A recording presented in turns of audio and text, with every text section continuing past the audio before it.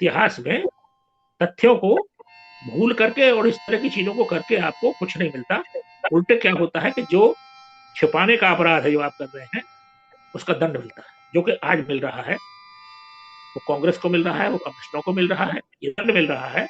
और बिल्कुल। एक ऐसी विचारधारा हम सबके सिर पे आके बैठ गई है जो हम्म। हमारे मिजाज, हिंदू मिजाज के अनुकूल भी नहीं।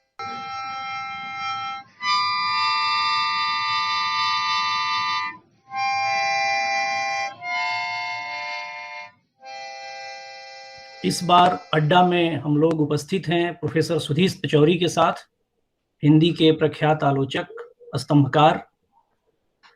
हम लोग प्रोफेसर पचौरी के जीवन के विभिन्न पड़ावों के बारे में जानेंगे, खास तौर से अकादमिक पड़ावों के बारे में। सर, हम लोग आपके जीवन की दो बातें शुरू में कहना चाहते हैं जिसकी बहुत चर्चा होती है। आपातकाल के दौरान भूमिगत रहकर जो आप लोग पत्रिका निकाल रहे थे, और हिंदी में जो उस समय सत्ता संस्थान बने हुए थे डॉक्टर नगेंद्र, उनके खिलाफ आप लोगों ने एक पूरी कार्रवाई की थी, और एक तरह से उनकी मठाधीशी के खिलाफ आप लोग अभियान चला रहे थे। तो यहाँ से हम लोग शुरू करते हैं। जी जी। इसे इस तरह से हम कह सकते हैं कि बहुत सी स्थितियां ऐसी होती हैं जिनमें आपको शामिल हो ही जाना पड़ता है। कोई एजेंडा लेके हम नहीं आए थे, लेकिन यहाँ की स्थितियां देख करके नगेंद्र जी जो अतिवाद थे उनके विरुद्ध जो यहाँ छोटा सा एक ग्रुप था उसके साथ हम शामिल हो गए। मैं आगरा यूनिवर्सिटी से आया था, हाथरस से, बागला कॉलेज हाथरस से 68 में। तो यहाँ हमने एमफिल में दाखिला लिया था, तब वो एमलेट हुआ करता था और ये 2 वर्ष का था और लोगों की मांग थी कि 1 वर्ष का कीजिए इसे, लेकिन 2 वर्ष का कर दिया था, जबकि और विभागों में वो 1-1 वर्ष का। अलावा इसके नगेंद्र जी जो स्वर्गीय हैं और जिनका मैं बड़ा आदर करता हूँ, वे अपनी अन्य अतियों के लिए भी प्रसिद्ध थे। वे जैसे कि मॉडरेशन में नंबरों को घटाना बढ़ाना, उनकी दोनों पुत्रियों के 98% 95% मार्क्स थे। तो जो उनका यस मैन होता था वो टॉप करता था, उसे तुरंत नौकरी भी मिल जाती थी। तो जो जरा सा क्वेश्चन कर दे वो जीवन भर के लिए उनकी नजरों से गिर जाता था। और वो इतने बड़े ताकतवर थे उस वक्त कि अगर वो किसी कॉलेज को फोन कर दें या अखिल भारतीय स्तर पर अगर उनके विरुद्ध आप हैं तो आपको कहीं नौकरी नहीं मिलेगी, ये सच था। और अगर वो एक बार के लिए फोन कर दें दयाल से कॉलेज के प्रिंसिपल को कि मैं उस लड़के को भेज रहा हूँ उसको लगा लो, तो वो लग जाए। ये जलवा था उनका, ये जलवा नामवर सिंह का भी, ये जलवा था उनका। और जब वो कॉरिडोर से बाहर निकलते थे, आर्ट्स फैकल्टी का अगर आपने देखा है, तो जब 65 नंबर से बाहर निकलते थे तो कर्फ्यू लग जाता था। बाकी के जितने प्रोफेसर थे वो सब अपनी क्लासों में दुबक जाते थे, बच्चे भी। हाँ, ये सच है, तो बच्चे भी अंदर ही रहते थे जब तक डॉक्टर साहब निकल ना जाए। वो शेर की तरह से चलते थे, उनका बहुत रुतबा था। चूंकि वे मैथिली शरण गुप्त के सबसे बड़े प्रिय आलोचक थे और मैथिली शरण गुप्त का जो अड्डा लगता था और राज्यसभा के मेंबर थे, मैथिली शरण गुप्त राष्ट्र कवि कहलाते थे, तो उनका रुतबा बहुत था। अब हम हाथरस से आए थे, हमारे साथ एक समस्या ये हुई थी हाथरस में कि टीचरों की अपनी गुटबाजी की राजनीति में एमए में जो 7 बच्चे हम लोग पढ़ते थे उनमें से मैं सबसे बड़ा खलनायक था वहां, क्योंकि मैं एक ऐसे टीचर का स्टूडेंट बन गया, मैंने वो मेरे चहेते हो गए, मैं उनका चहेता हो गया, जो पढ़ाते बहुत अच्छा थे, भले ही पीएचडी नहीं। हमें कृष्णचंद्र खेमका जी पढ़ाते बहुत अच्छा थे। उन्होंने हमको हर मौलिक चीज पढ़ने को दी, और जैसे काव्य शास्त्र भी मौलिक पढ़ाया, अंग्रेजी का भी अंग्रेजी में ही पढ़ाया। बड़े अच्छे टीचर थे, तो हम उनके साथ थे, तो हमें दंडित होना पड़ा एक दूसरे टीचर के द्वारा। उन्होंने एग्जामिनर्स को कहलवा दिया कि इनको ठीक किया जाए, तो मध्यकाल वाले पेपर में हमारे, बाकी के सब पेपरों में हमारे फर्स्ट क्लास मार्क्स थे, एक पेपर में 13 नंबर थे। तो हम बहुत निराश हुए क्योंकि हमारे पास कोई और, हमारे घर की हालत बहुत अच्छी नहीं थी, हमें नौकरी के हिंदी से ही रोटी कमानी थी वाली बात। तो बहुत लड़ाई झगड़ा हुआ, आगरा यूनिवर्सिटी तक हम लोग गए, बड़ा पिटीशन किए, बड़ा आंदोलन किए। उसी से हमारी जुबान भी थोड़ी खुलने लगी, थोड़ा भाषण वाषण भी होने लगा, क्योंकि हम परेशान थे।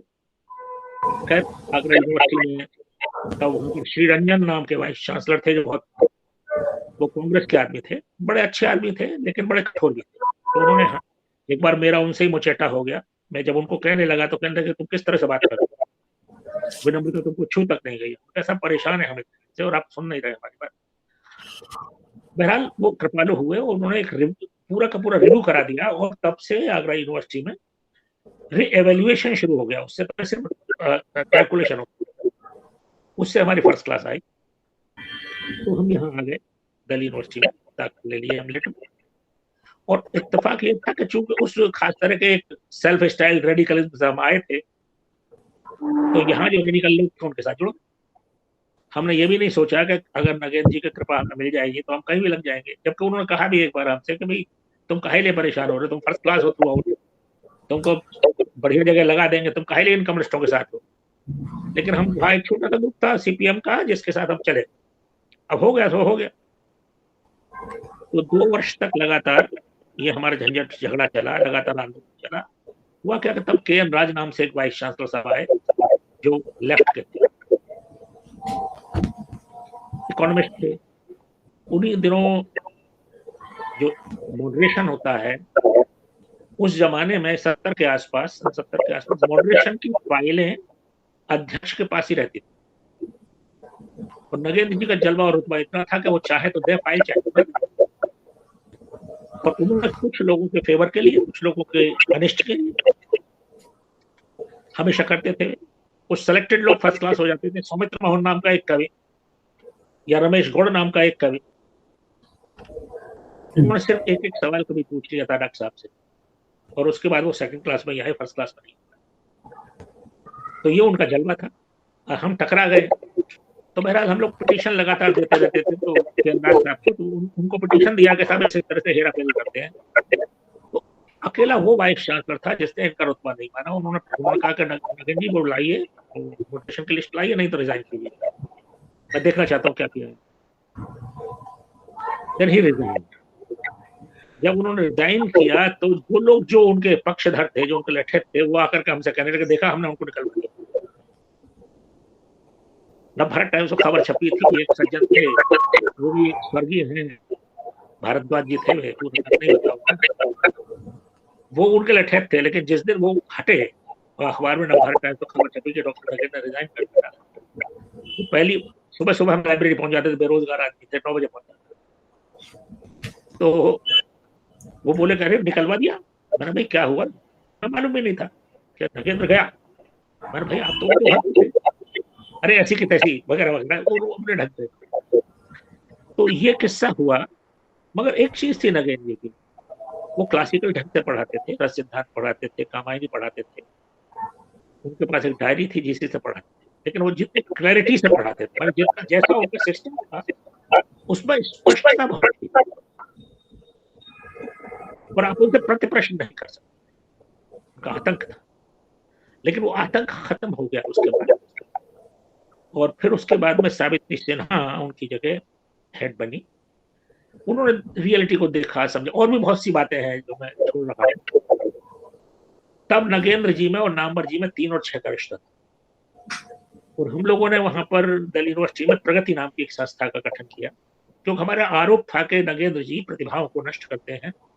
कोई मंच नहीं मिलता है, कोई अनुसंधान परिषद नहीं है, कोई साहित्य परिषद नहीं है हिंदी विभाग में, कोई मंच नहीं है जिसमें बच्चे लोग अपनी कविता कहानी वगैरह पढ़ सके या पर्चे पढ़ सके। तो उसके विकल्प में हमने प्रगति एक संस्था बनाई, जिसमें बाद में अशोक चक्रधर जुड़े और अशोक चक्रधर से चलाने लगे। सबसे पहले मैं था, कनन था, 2-3 और लोग थे, कांति मोहन थे।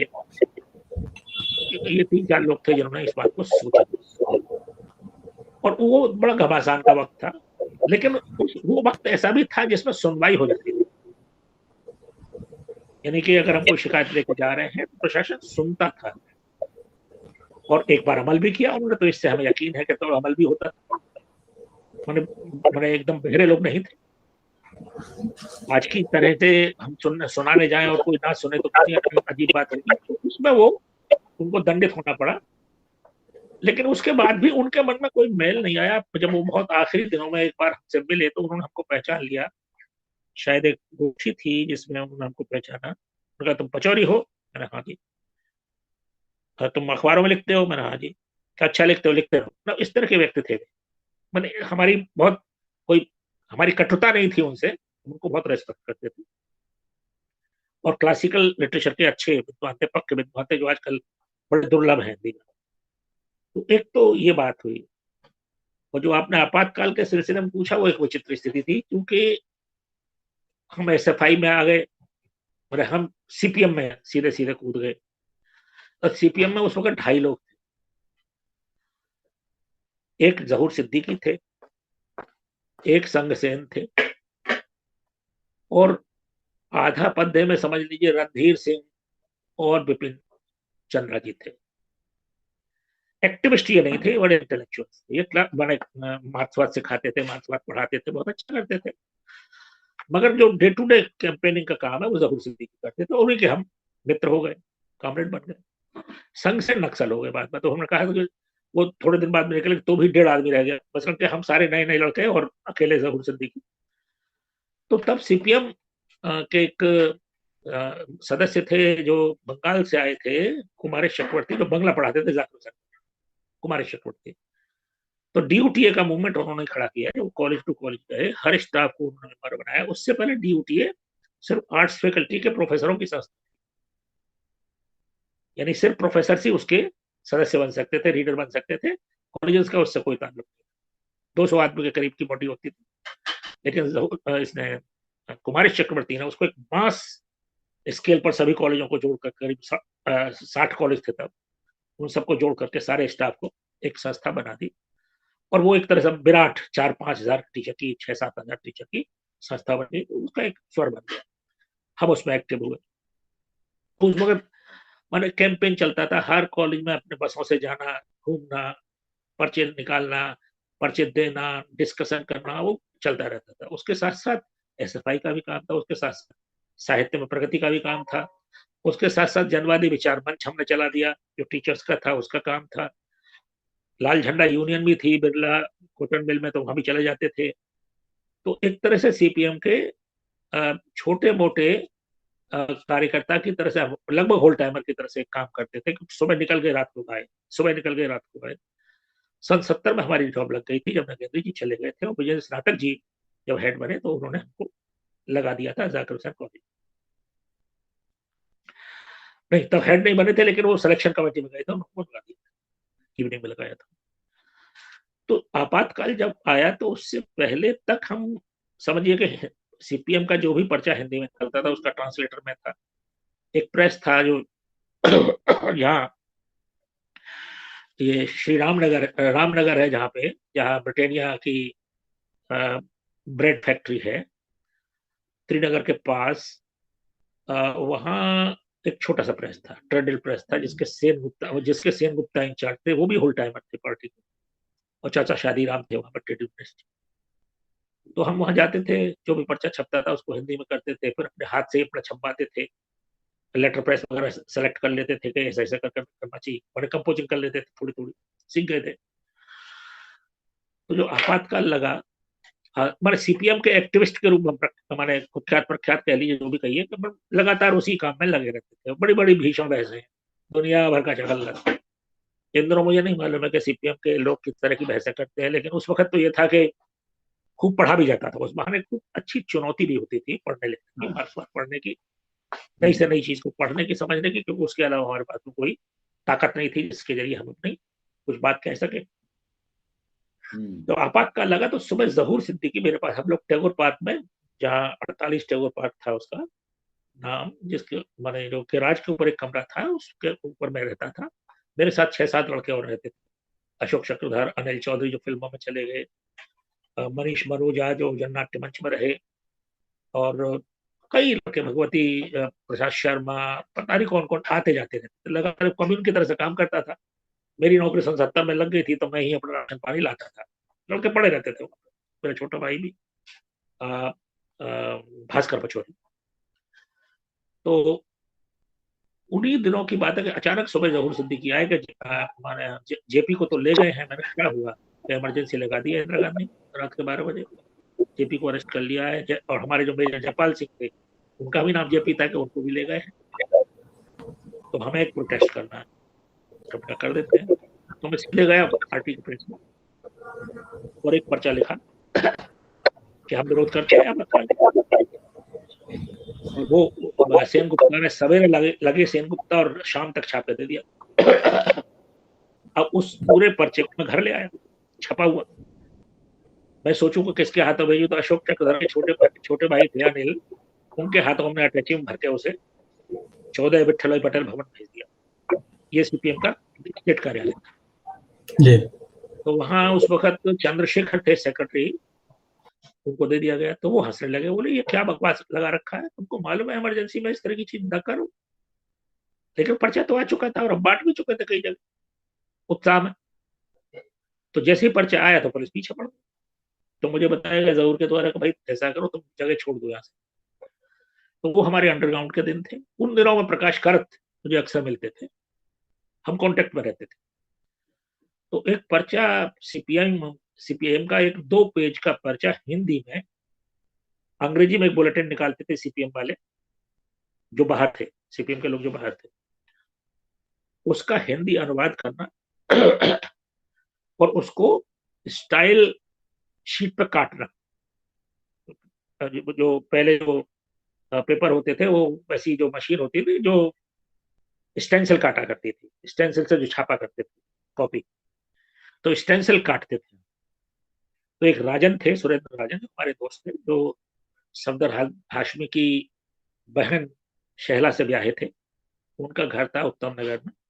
मैं वहां जाता था, उनको मटेरियल देता था हिंदी में लिखा हुआ अपने हाथ से, वो उसको बाकायदे अक्षर से स्टेंसिल पे काटते थे, कुछ मैं भी काटता था। और उसको कटे हुए को हम फिर प्रोसेस करते थे। नहीं, हाँ, उस स्टेंसिल को लेकर के लिफाफे में बंद करके मैं आता था, तो मुझे प्रकाश खरत एक खास जगह मिलते थे, और मैं उनको दे दिया करता था, लीजिए अब इसको स्टेंसिल करा लीजिए, प्रोसेस करा लीजिए, छाप लीजिए। तो प्रकाश कारत भी होल टाइमर थे, स्टूडेंट थे? हाँ, वो जेएनयू के स्टूडेंट थे। तब तक उनकी पदोन्नति नहीं हुई थी, तब तक वे जैसे हम हैं दिल्ली यूनिवर्सिटी में हम देख रहे हैं जैसे भाई, ऐसे वो वहां देखा करते थे। तो ये चलता रहा, जितना आपातकाल रहा उतना दिन चलता रहा। उसमें अमरनाथ हमारा एक लड़का था, स्टूडेंट था, वो उसने भी हमारी मदद की, मेरे छोटे भाई ने भी मदद की, भास्कर पचौरी ने, वो भी मिल जाता था, कभी कभी मदद करते थे हम लोग। तो ये चलता रहा। उसी बीच में उससे पहले हम एक उत्तरार्ध नाम की मैगजीन निकाला करते थे।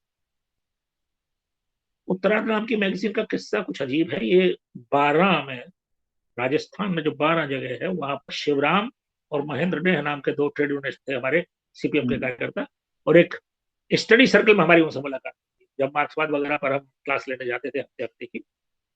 और उस वक्त की स्थिति ये थी देवराज जी कि पर ठीक ठीक से तैयारी थी, सीपीआईएम का पूरा घोटा हुआ था। हमने जो प्रोग्राम था, मैनिफेस्टो था, और जो पॉलिसी स्टेटमेंट होते थे, घोट लेते थे, ताकि अगर कोई नक्सला टकरा जाता है तो उससे भी बहस कर लें, और कोई मतलब जो भी मिल जाए उससे हम आराम से पार पा जाए।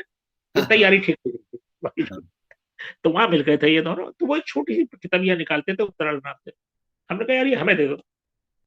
मथुरा में सब्यसाची थे, वे सीपीएम के होल टाइमर थे, हमारी मुलाकात उनसे नहीं थी। लेकिन बाद में मालूम पड़ा सीपीआईएम के दफ्तर में जाकर, अपने दफ्तर में जाकर के सब्यसाची हैं, वो भी निकालते हैं कुछ हिंदी में। वो मथुरा में है, वो एक प्रेस है उनका, सस्ता सा, उसमें निकालते हैं। तो खैर मुलाकातें हुई, बातें हुई, और उसके बाद उत्तरार्ध को हमने एक तरह से अडॉप्ट कर लिया और एक बड़े साइज में सब्यसाची को दे दिया कि तुम निकालो। तो उसका जो काम था, उस मैगजीन को निकालने का काम, उसमें जो मटेरियल आता है उसको संजोने का काम, उसको A to Z क्रम लगाने का काम, उसमें अगर कोई कटौती करनी है, एडिट करना है, तो उसका काम वो मैं करता था। वो मेरे महीने में एक बंडल आता था जिसको सब्यसाची दे जाते थे, मैं उसे देखता रहता था। सब्यसाची खतो किताबत करते थे, छापते थे और बेचते भी थे। हमारा काम एडिटिंग का था, तो मैं था उस एडिटिंग में, कांति मोहन था उस एडिटिंग में। थोड़े दिन के लिए करण सिंह चौहान जब तक पार्टी से बाहर नहीं कर दिए गए तब तक रहे थे। वो पार्टी से निकाल दिए गए थे किन्हीं कारणों से, जिस प्रसंग में मैं नहीं जाऊंगा।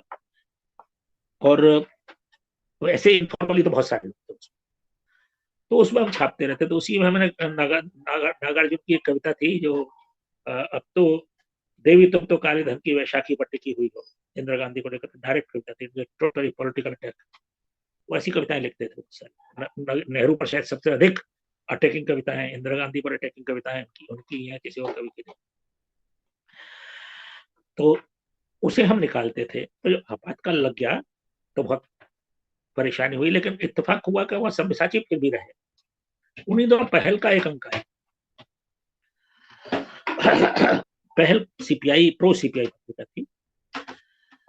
तो पहल का अंक आया जिसमें आपातकाल को लेकर तो वही लाइन थी जो सीपीआई लेती थी, जिसमें जेपी को सीआईए का एजेंट और कांग्रेस प्रगतिशील है, ये उनकी अंडरस्टैंडिंग थी चीजों को। तो उस वक्त हमारा उत्तरार्ध की सामग्री जा चुकी थी, अंक आ चुका था पहल का, और जेएनयू हमने उसकी कॉपी एक लड़के के पास देखी, तो हमने उसका एडिटोरियल पढ़ा। एडिटोरियल पढ़ के हम ठड़क गए। तो हमने तुरंत तुरंत एक पैरेलल एडिटोरियल जो हम लगभग तैयार कर रहे थे उसको बदल करके नया लिखा, जिसमें हमने इसको अटैक करते हुए, पहल ने जो लिखा है उसको अटैक करते हुए, और उन दिनों में भाषा हम लोगों की लगभग पॉलिटिकल, पोलेमिकल और आर पार की होती थी, जिसमें हम नो होल्ड बार वाली बात होती थी कि ये संशोधनवादी है, ये लाइन संशोधनवादी जा रही है, ये सीपीआई के लोग हैं, और देखो इनका चेहरा देखो, ये डिक्टेटरशिप के साथ खड़े वगैरह वगैरह। तो वो आ गया, अंक भी आ गया। अच्छा, उस अंक की तैयारी का खास, उस अंक की तैयारी में सुरेंद्र राजन ने हमारी बहुत मदद की, जो आर्टिस्ट थे, बेसिकली बहुत अच्छे फोटोग्राफर थे, इन दिनों में फिल्मों में चले गए हैं और छोटे मोटे रोल करते हैं, जैसे कि लगे रहो मुन्ना भाई में, सॉरी मुन्ना भाई एमबीबीएस में वो झाड़ू लगाने का काम अस्पताल में जो व्यक्ति करता है, अच्छा अच्छा अच्छा, वो है। और दो चार एड्स में भी आए हैं, वो बड़े बड़े अच्छे परम मित्र, परम मित्र, बड़े दिलदार आदमी, क्या कहने। तो अब मुख पृष्ठ की बात आई कि भाई संघ का मुख पृष्ठ निकालना है, तो हमने वो जो इसका पिकासो का चित्र है गुएर्नी का, उसका रेप्लिका बनाया मुख पृष्ठ के लिए, और अंदर हमने बर्तोल्ट ब्रेख्त का अनुवाद डाला, कई बहुत सारी चीजें डाली। मैं बहुत घूमा उसके लिए, बहुत सारे अनुवाद। मैंने एक तरह से, मैंने जिसे कहते हैं ना कि लीगलिज्म किया। हम लिख तो सकते नहीं थे इमरजेंसी के खिलाफ, लेकिन जो डिक्टेटरशिप के खिलाफ जितने राइटर हो सकते थे उन सबको इकट्ठा करके हमने हिंदी में कर करके उनको छापा। उसमें फैज अहमद फैज भी उस वक्त बड़े माकूल पोएट के तौर पर थे, और आज भी, क्योंकि उन्होंने भी डिक्टेटरशिप को झेला था। तो उसमें हमने मुख पृष्ठ पर ही उनकी एक कविता को कोट किया और नीचे गुएर्नी का थी, और वो बड़ा माकूल गया, बहुत अच्छी तरह से लोगों ने, मैंने बड़ी पसंद किया उसे। तो वो इस तरह की चीजें हम करते रहते थे, लेकिन एक सिस्टम था, जो एडिटर था वो एडिटर था। अब उसमें हमारी कोई दावेदारी नहीं थी। मैं उसमें टिप्पणियां लिखा करता था, अप टू डेट टिप्पणियां, कभी लिटरेचर पर, कभी पॉलिटिक्स में, छोटी छोटी छोटी।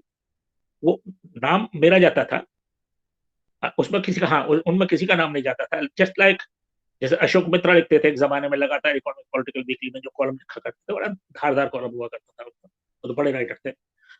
तो हम उसी तरह की चीजें करते रहते थे, लेकिन उसमें नाम सिर्फ सब्यसाची का, संपादक सिर्फ सब्यसाची। अब इन दोनों हम देखते हैं कि हमारे जनवादी लेखक संघ की जो मैगजीन है उसमें 50 पूरी सेना खड़ी है। ये भी है, वो भी है, सलाहकार मंडल है, फलाने, भगवान जाने कौन तो सलाह देता होगा, कौन सलाह लेता होगा। मेरा हो सकता है सलाह लेते देते हो जो भी, लेकिन उस वक्त हम सलाह वाला लेते थे, देते थे, लेकिन सलाहकार मंडल का कोई नाम मैगजीन में नहीं था कहीं। वो हमारे एक तरह से वो थी भाई, अपनी कॉमरेडशिप है, उसके भीतर क्या अपना नाम कमाना का। तो ये चीज थी जो हम आपातकाल में करते रहे, और बस इसी तरह की चीज में।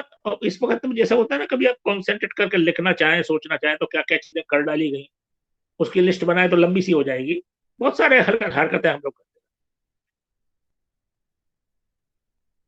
और मैं जेएनयू में चला गया था, मैं जब अंडरग्राउंड हुआ तो मैं जेएनयू में चला गया था। जेएनयू मनमोहन था वहां, राजेंद्र शर्मा था वहां, तो उनके साथ में रहता था, और दिन में जाहिर है कि अपने और कामों में लग जाते थे, सिर्फ रात को जाता था, वहीं सोता था। परिमल परिमल ग्रुप की तरफ क्या होता है, कैसे यहीं से निकलता है क्या रास्ता? नहीं, परिमल ग्रुप बहुत पुराना था। वो नई कविता के जमाने में, और जब प्रगतिशील लेखक संघ चल रहा था उस जमाने के टक्कर में था। यहाँ पे क्या हुआ था कि नगेन जी के आशीर्वाद से उनके चेलों ने अच्छा हमारी प्रगति को देखते हुए एक संस्था बना डाली प्रज्ञा नाम से। अच्छा। तो प्रज्ञा में बहुत सारे उनके जो चेले थे, जो जो जैसे कह रहे हैं जी कि हम क्या बताएं आपको, उस वक्त हम लोग जो थे एकदम एक गर्म स्कूल था हमारा, और ये थोड़े जी हुजूर स्कूल था इन लोग। तो ये जी हुजूरी, चूंकि नगेंद्र पर हमारे एक आरोप ये भी था नगेंद्र जी पे कि वो रचनाकारों को नष्ट करते हैं, तो वो रचनाकारों को फोरम दे रहे हैं, नगेंद्र जी के आशीर्वाद से फल फूल रहे हैं रचनाकार इतने, तो ये कविताएं भी करते थे। कविताएं बहुत लद्दड़ किस्म की कविताएं होती थी, तो जब तक आप वैचारिक रूप से थोड़ा ठीक ठीक उत्कर्ष न हो आप में, या तो कश्मकश न हो कोई, तो सिर्फ बने किसी की कविता की टेप पर कविता मार देने का कोई मतलब नहीं होता। तो लेकिन ये लोग भले लोग थे, मैं उनकी निंदा नहीं करूंगा। उनमें सुरेश ऋतुपर्ण हमारे अभी भी मित्र हैं, रमेश देवी हमारे अभी भी मित्र हैं, और पता नहीं कितने बच्चे उनमें थे जो शामिल थे उसमें। लेकिन तब हमारा एटीट्यूड बिल्कुल हॉस्टाइल, हम बिल्कुल, यानी स्थिति होती थी कि हम सामने चले जा रहे हैं तो वो कट के निकल जाते थे, जबकि हमारे अंदर ऐसा कुछ नहीं था। भाई कोई हिंसक आदमी हम नहीं थे, लेकिन ये होता है ना, अरे पता नहीं कहां से आ गया ये, अगर इसकी छाया भी हम पर पड़ गई तो लगे जी नाराज हो जाएंगे टाइप का मामला। जी। नई कविता को सर आपने रिसर्च के लिए चुना? नई कविता में तो ज्यादातर परिमल और वे लोग जुड़े हुए थे। जी देखिए, नई कविता जब हुआ क्या था कि नामवर जी उन दोनों रहते थे तिमारपुर, और कविता के नए प्रतिमान की तैयारी कर चुके थे, आ चुकी थी कविता के नए प्रतिमान। एक बार हमारा मन हुआ कि जरा उनके साथ मुलाकात की जाए, तो हम गए। तो उनकी अलगनी थी, एक छोटा सा कमरा था जिसमें किताबें थी, अलगनी थी, 2-3 धोती टंगी हुई थी, कुर्ते टंगे हुए थे, तो वो आलोचना का संपादक। तो मैंने उनसे डिस्कस किया, मैंने कहा डॉक्टर साहब किस विषय पर हम मैंने टॉपिक लें पीएचडी का। तो उन्होंने हमको मध्यकाल का कोई टॉपिक सुझाया। हमने कहा भाई ये तो चलेगा नहीं, हम इसमें हम मजा नहीं है हमारा, हम तो नई कविता की रचना प्रक्रिया पे पीएचडी करना चाहते हैं। तो बोले कि ये तो कुछ बचे इसमें है नहीं कुछ भी। मैंने कहा हम करना चाहते हैं फिर। तो खैर हमने ले लिया वो टॉपिक। तो उसमें जब कविता में हम घुसे, और परिमल और प्रगतिशील के आंदोलन के बीच में जब घुसे, तो एक चीज मालूम पड़ी, और ये बात बहुत बाद की है, मैंने पीएचडी तभी नहीं की। पीएचडी भी मैंने तब की जब एक बार के लिए केदार जी ने मुझे काफी उकसाया कि अरे भाई जब तुम मास्टरी कर रहे हो और पार्टी के होल टाइमर नहीं बनने वाले। केदार जी मतलब केदारनाथ सिंह? हाँ केदार जी, पार्टी का होल टाइमर मैंने मना कर दिया बनने से। हमने सुरजीत ने एक बार कहा था हमसे कि भाई फुल टाइमर बन जाओ, इन दोनों हमें बहुत नए लोगों की जरूरत है, उनको हम पदोन्नति देंगे, और तुम अच्छे हो, तुम हिंदी का काम देखो, तुमको मकान भी दे देंगे। मैंने कहा डॉक्टर साहब, मैंने कामरेडी हमारा रास्ता नहीं है। मैंने तो मौज मौज की बात है, लिखने पढ़ने का शौकीन हूँ, तो उसी को मैं करता रहना चाहता हूँ, बाकी फुल टाइमर ही मेरे पास की नहीं। उन्हीं दिनों प्रकाश करत वगैरह इन सबको भी पदोन्नति दी गई। मैंने उसको मेरे बस का ही नहीं था वो सब उस तरह का काम, तो मैंने विनम्रता पूर्वक मना कर दिया। तो उन्हीं दिनों की बात है कि जब ये सारा चीज हमने छोड़ दी, तो ये हुआ कि अब पीएचडी के लिए जब कह दिया केदार जी ने कि अरे भाई तुम कर डालो, खत्म करो इसे, अगर तुम मास्टरी रहना चाहते हो काम देगी ये। फिर हमारे सुपरवाइजर थे स्नातक जी, उन्होंने कहा भाई तुम करते क्यों नहीं, तुम कर लो जल्दी, तुम इतना लिखते रहते हो, पीएचडी लिख डालो, और मैं हूं तब तक लिख डालो, नहीं तो तुमको पीएचडी नहीं होने देगा कोई। तो बात मेरी समझ में आ गई, तो हम बैठ के खींच दिया उसे। तो उसमें कोल्ड वॉर पीरियड पे हमने सारा का सारा कॉन्सेंट्रेट किया, और कोल्ड वॉर पीरियड पे एक डॉक्यूमेंट हमको इत्तेफाक से सप्रू हाउस लाइब्रेरी में रेफरेंस के तौर पर मिला, कि एक क्रिस्टोफर लैश नाम से या क्रिस्टोफर नैश नाम से एक ऑथर थे, पत्रकार थे, जिन्होंने नेशन नाम की मैगजीन में, जो अमेरिका में है, अमेरिका में होती थी, उसमें उन्होंने सीरीज लिखी ये बताते हुए कि कोल्ड वॉर पीरियड में सीआईए ने किस तरह से फोरम फॉर कल्चरल फ्रीडम का निर्माण किया, किस तरह से उसमें पैसा निवेश किया, और किस तरह से दुनिया भर में उसको फैलाया, इस तरह से वो फ्रीडम के आइडिया को आगे करके चलती थी।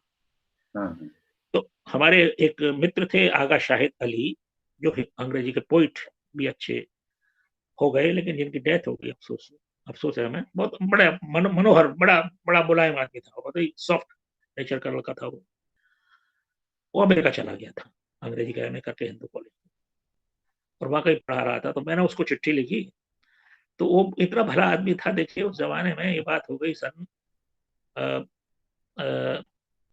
78-79 की बात हो गई। उन्होंने मुझे उस नेशन मैगजीन की लाइब्रेरी से, कांग्रेस लाइब्रेरी से नेशन मैगजीन की फाइल निकाल करके उसका फोटो कॉपी करा करके मुझे भेज दिया, जो मेरे लिए बहुत बड़ी बात थी। मैंने एक रेफरेंस मिला था मुझे सप्रू हाउस लाइब्रेरी में, कोल्ड वॉर पीरियड पर एक किताब में। उसमें जो बात थी वो ये थी कि जब उन्होंने उसको लिखा तो एनकाउंटर के जो एडिटर थे स्टीफन स्पेंडर, उनको इस्तीफा देना पड़ा। पता नहीं कितने तोपों को, कई तोपें थी जो इस्तीफा दे गई इस आर्टिकल के छपने के बाद उनके। तो हमें लगता था कि कोल्ड वॉर पीरियड में रचना और साहित्य पर जो सबसे बड़ा प्रेशर पड़ा है वो कोल्ड वॉर पीरियड के आइडियोलॉजिकल वारफेयर का पड़ा, जिसमें एक और मार्क्सवाद अपनी जिद पर अड़ा हुआ है कि हम सही हैं, और सोवियत यूनियन अपनी जगह सही है, और समाजवाद अपनी जगह सही है।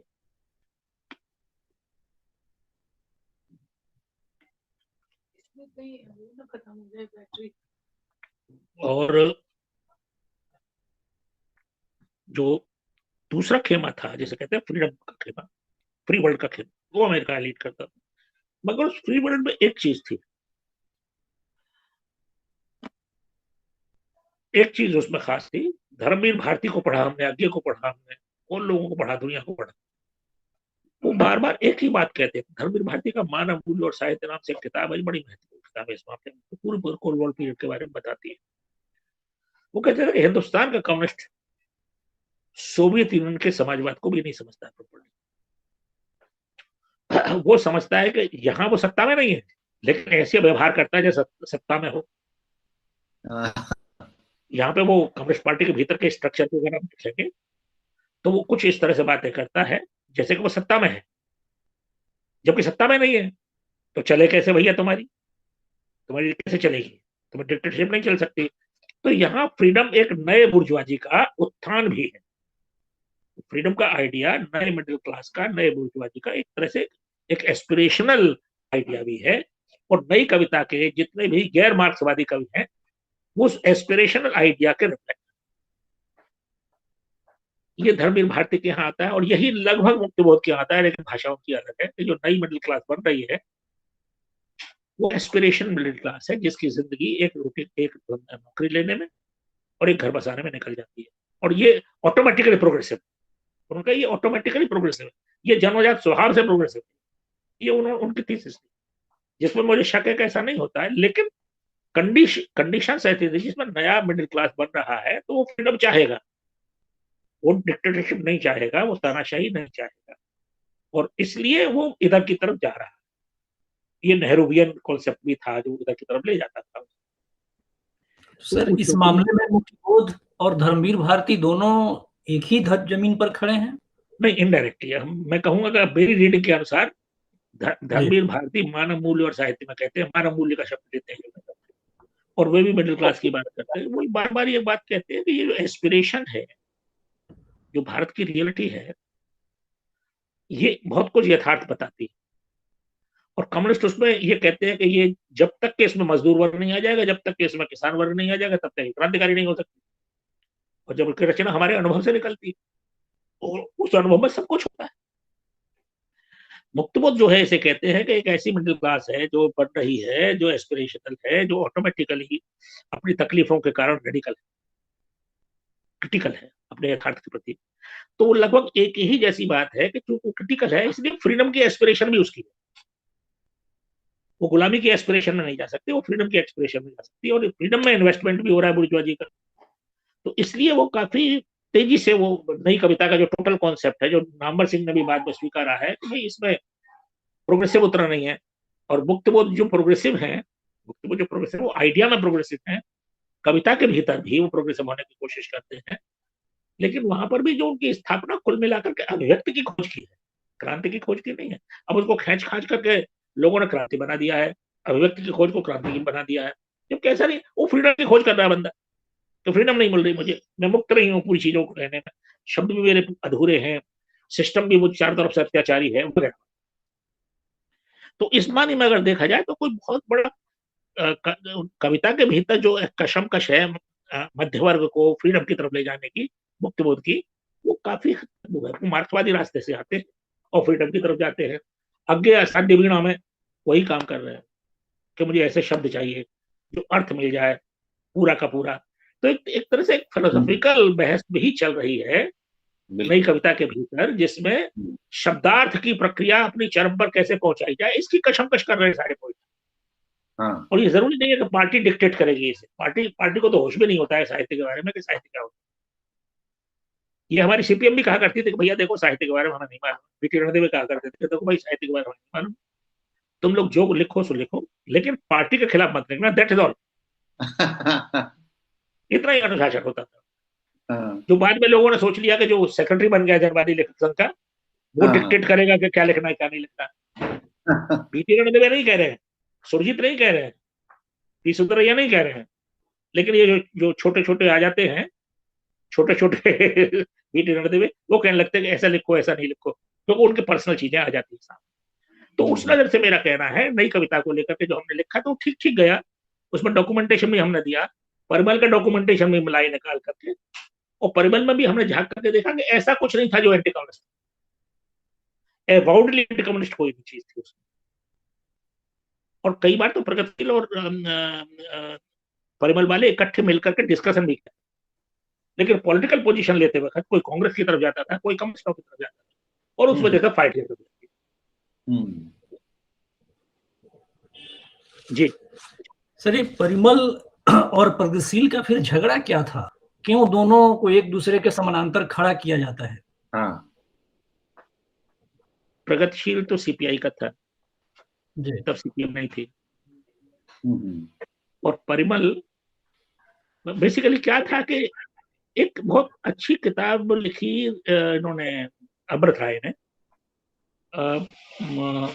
साहित्य का संयुक्त मोर्चा, या तो इन्होंने लिखी है या वो रांगे राघव, मैं कंफ्यूज कर रहा हूँ।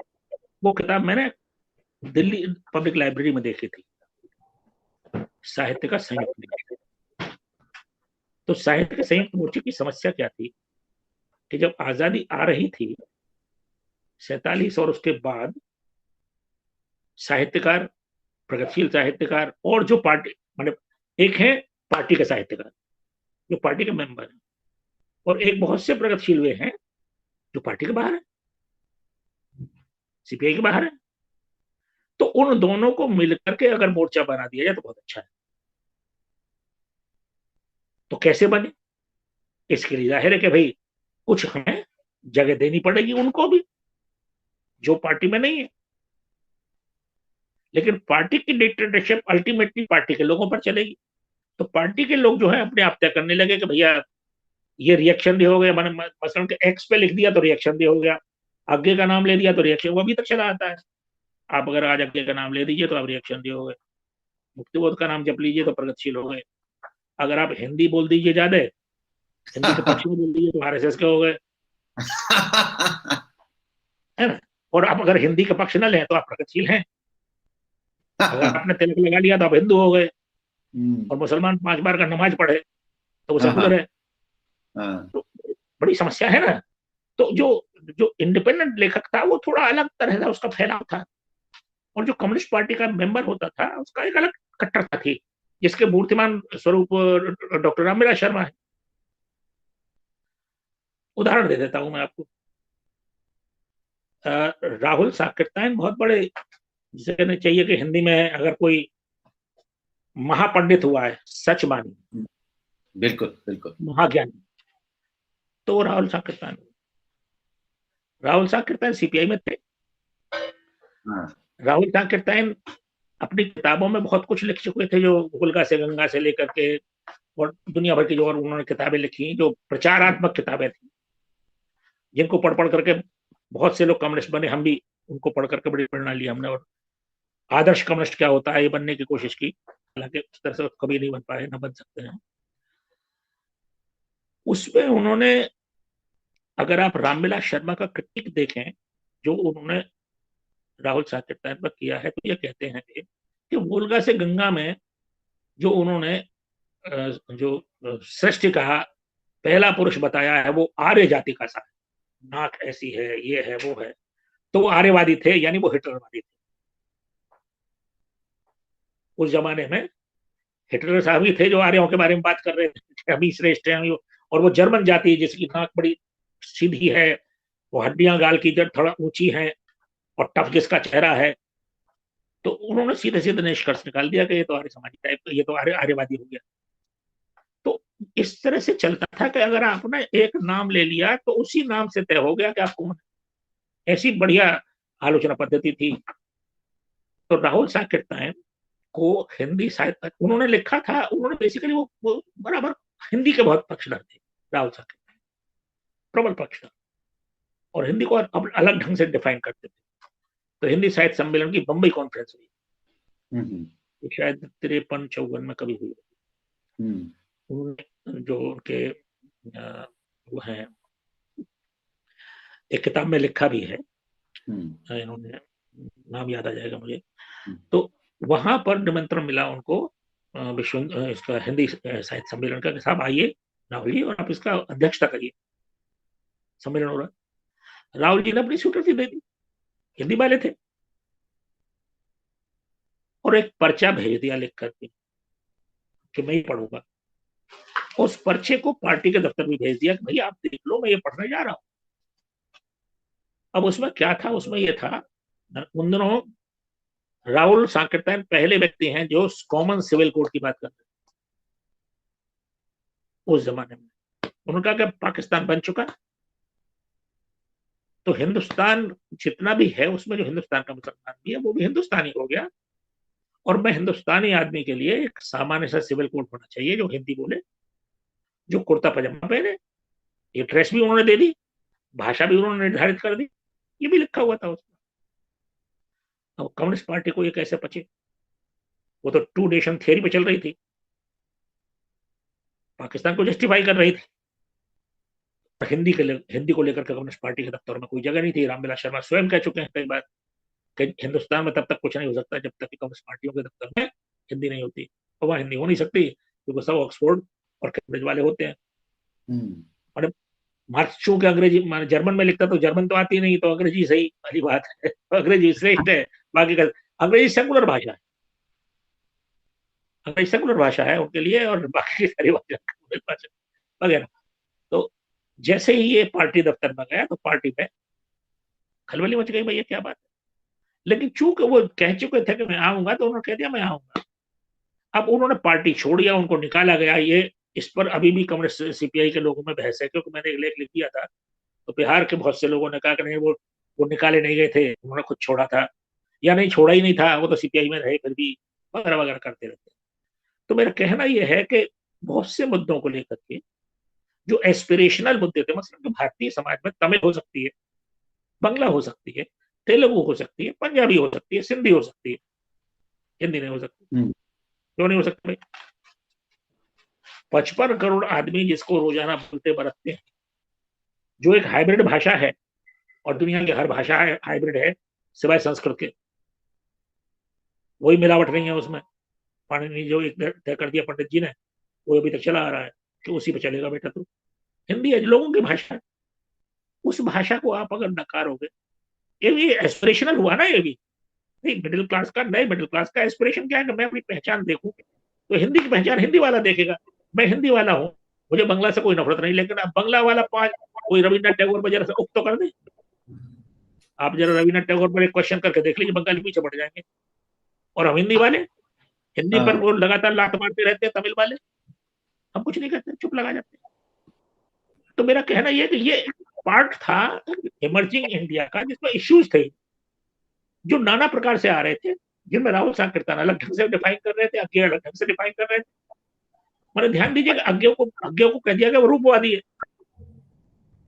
और अगर आप फॉर्मलिज्म की थियरी पढ़ रहे, रशियन फॉर्मलिज्म पढ़ रहे, आप प्राग स्कूल को पढ़े प्रॉपर, और अगर आप सास्ट्यूर को पढ़े जो संरचनावादी, तो जो भाषा के बारे में वे कहते हैं, अज्ञे वो नहीं कहते।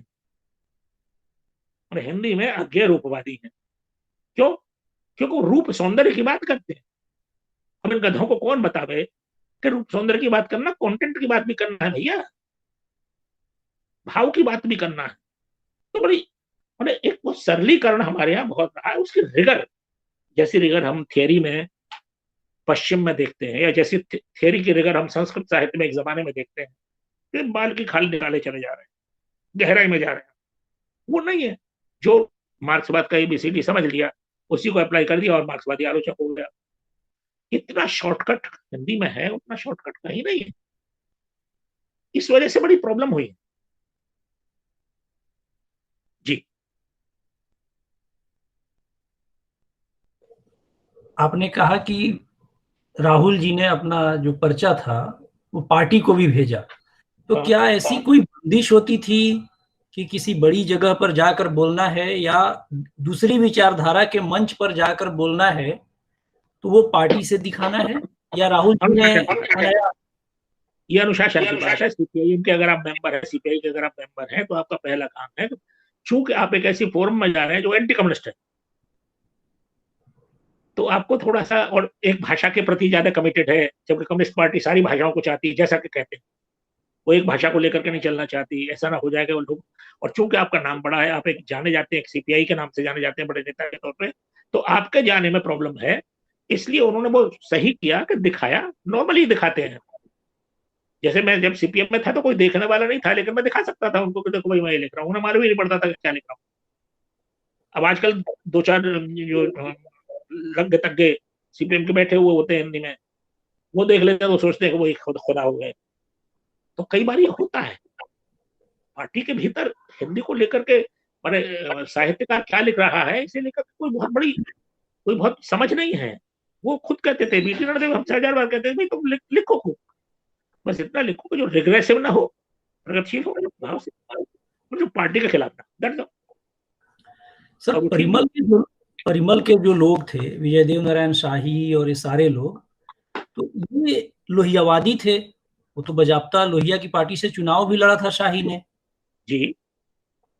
नहीं देखिए क्या था कि कम्युनिस्ट पार्टी उस वक्त एक ऐसे युद्ध में थी जिसमें सिर्फ कम्युनिस्ट मूवमेंट अपने आप में सर्वोपरि है, बाकी के जितने भी इतर है, Nehru running God of imperialism है एक जमाने में, और नेहरू का जो सोशलिज्म है वो नकली है, और लोहिया वाला जो कम्युनिज्म है वो भी नकली है, सोशलिज्म है वो नकली है।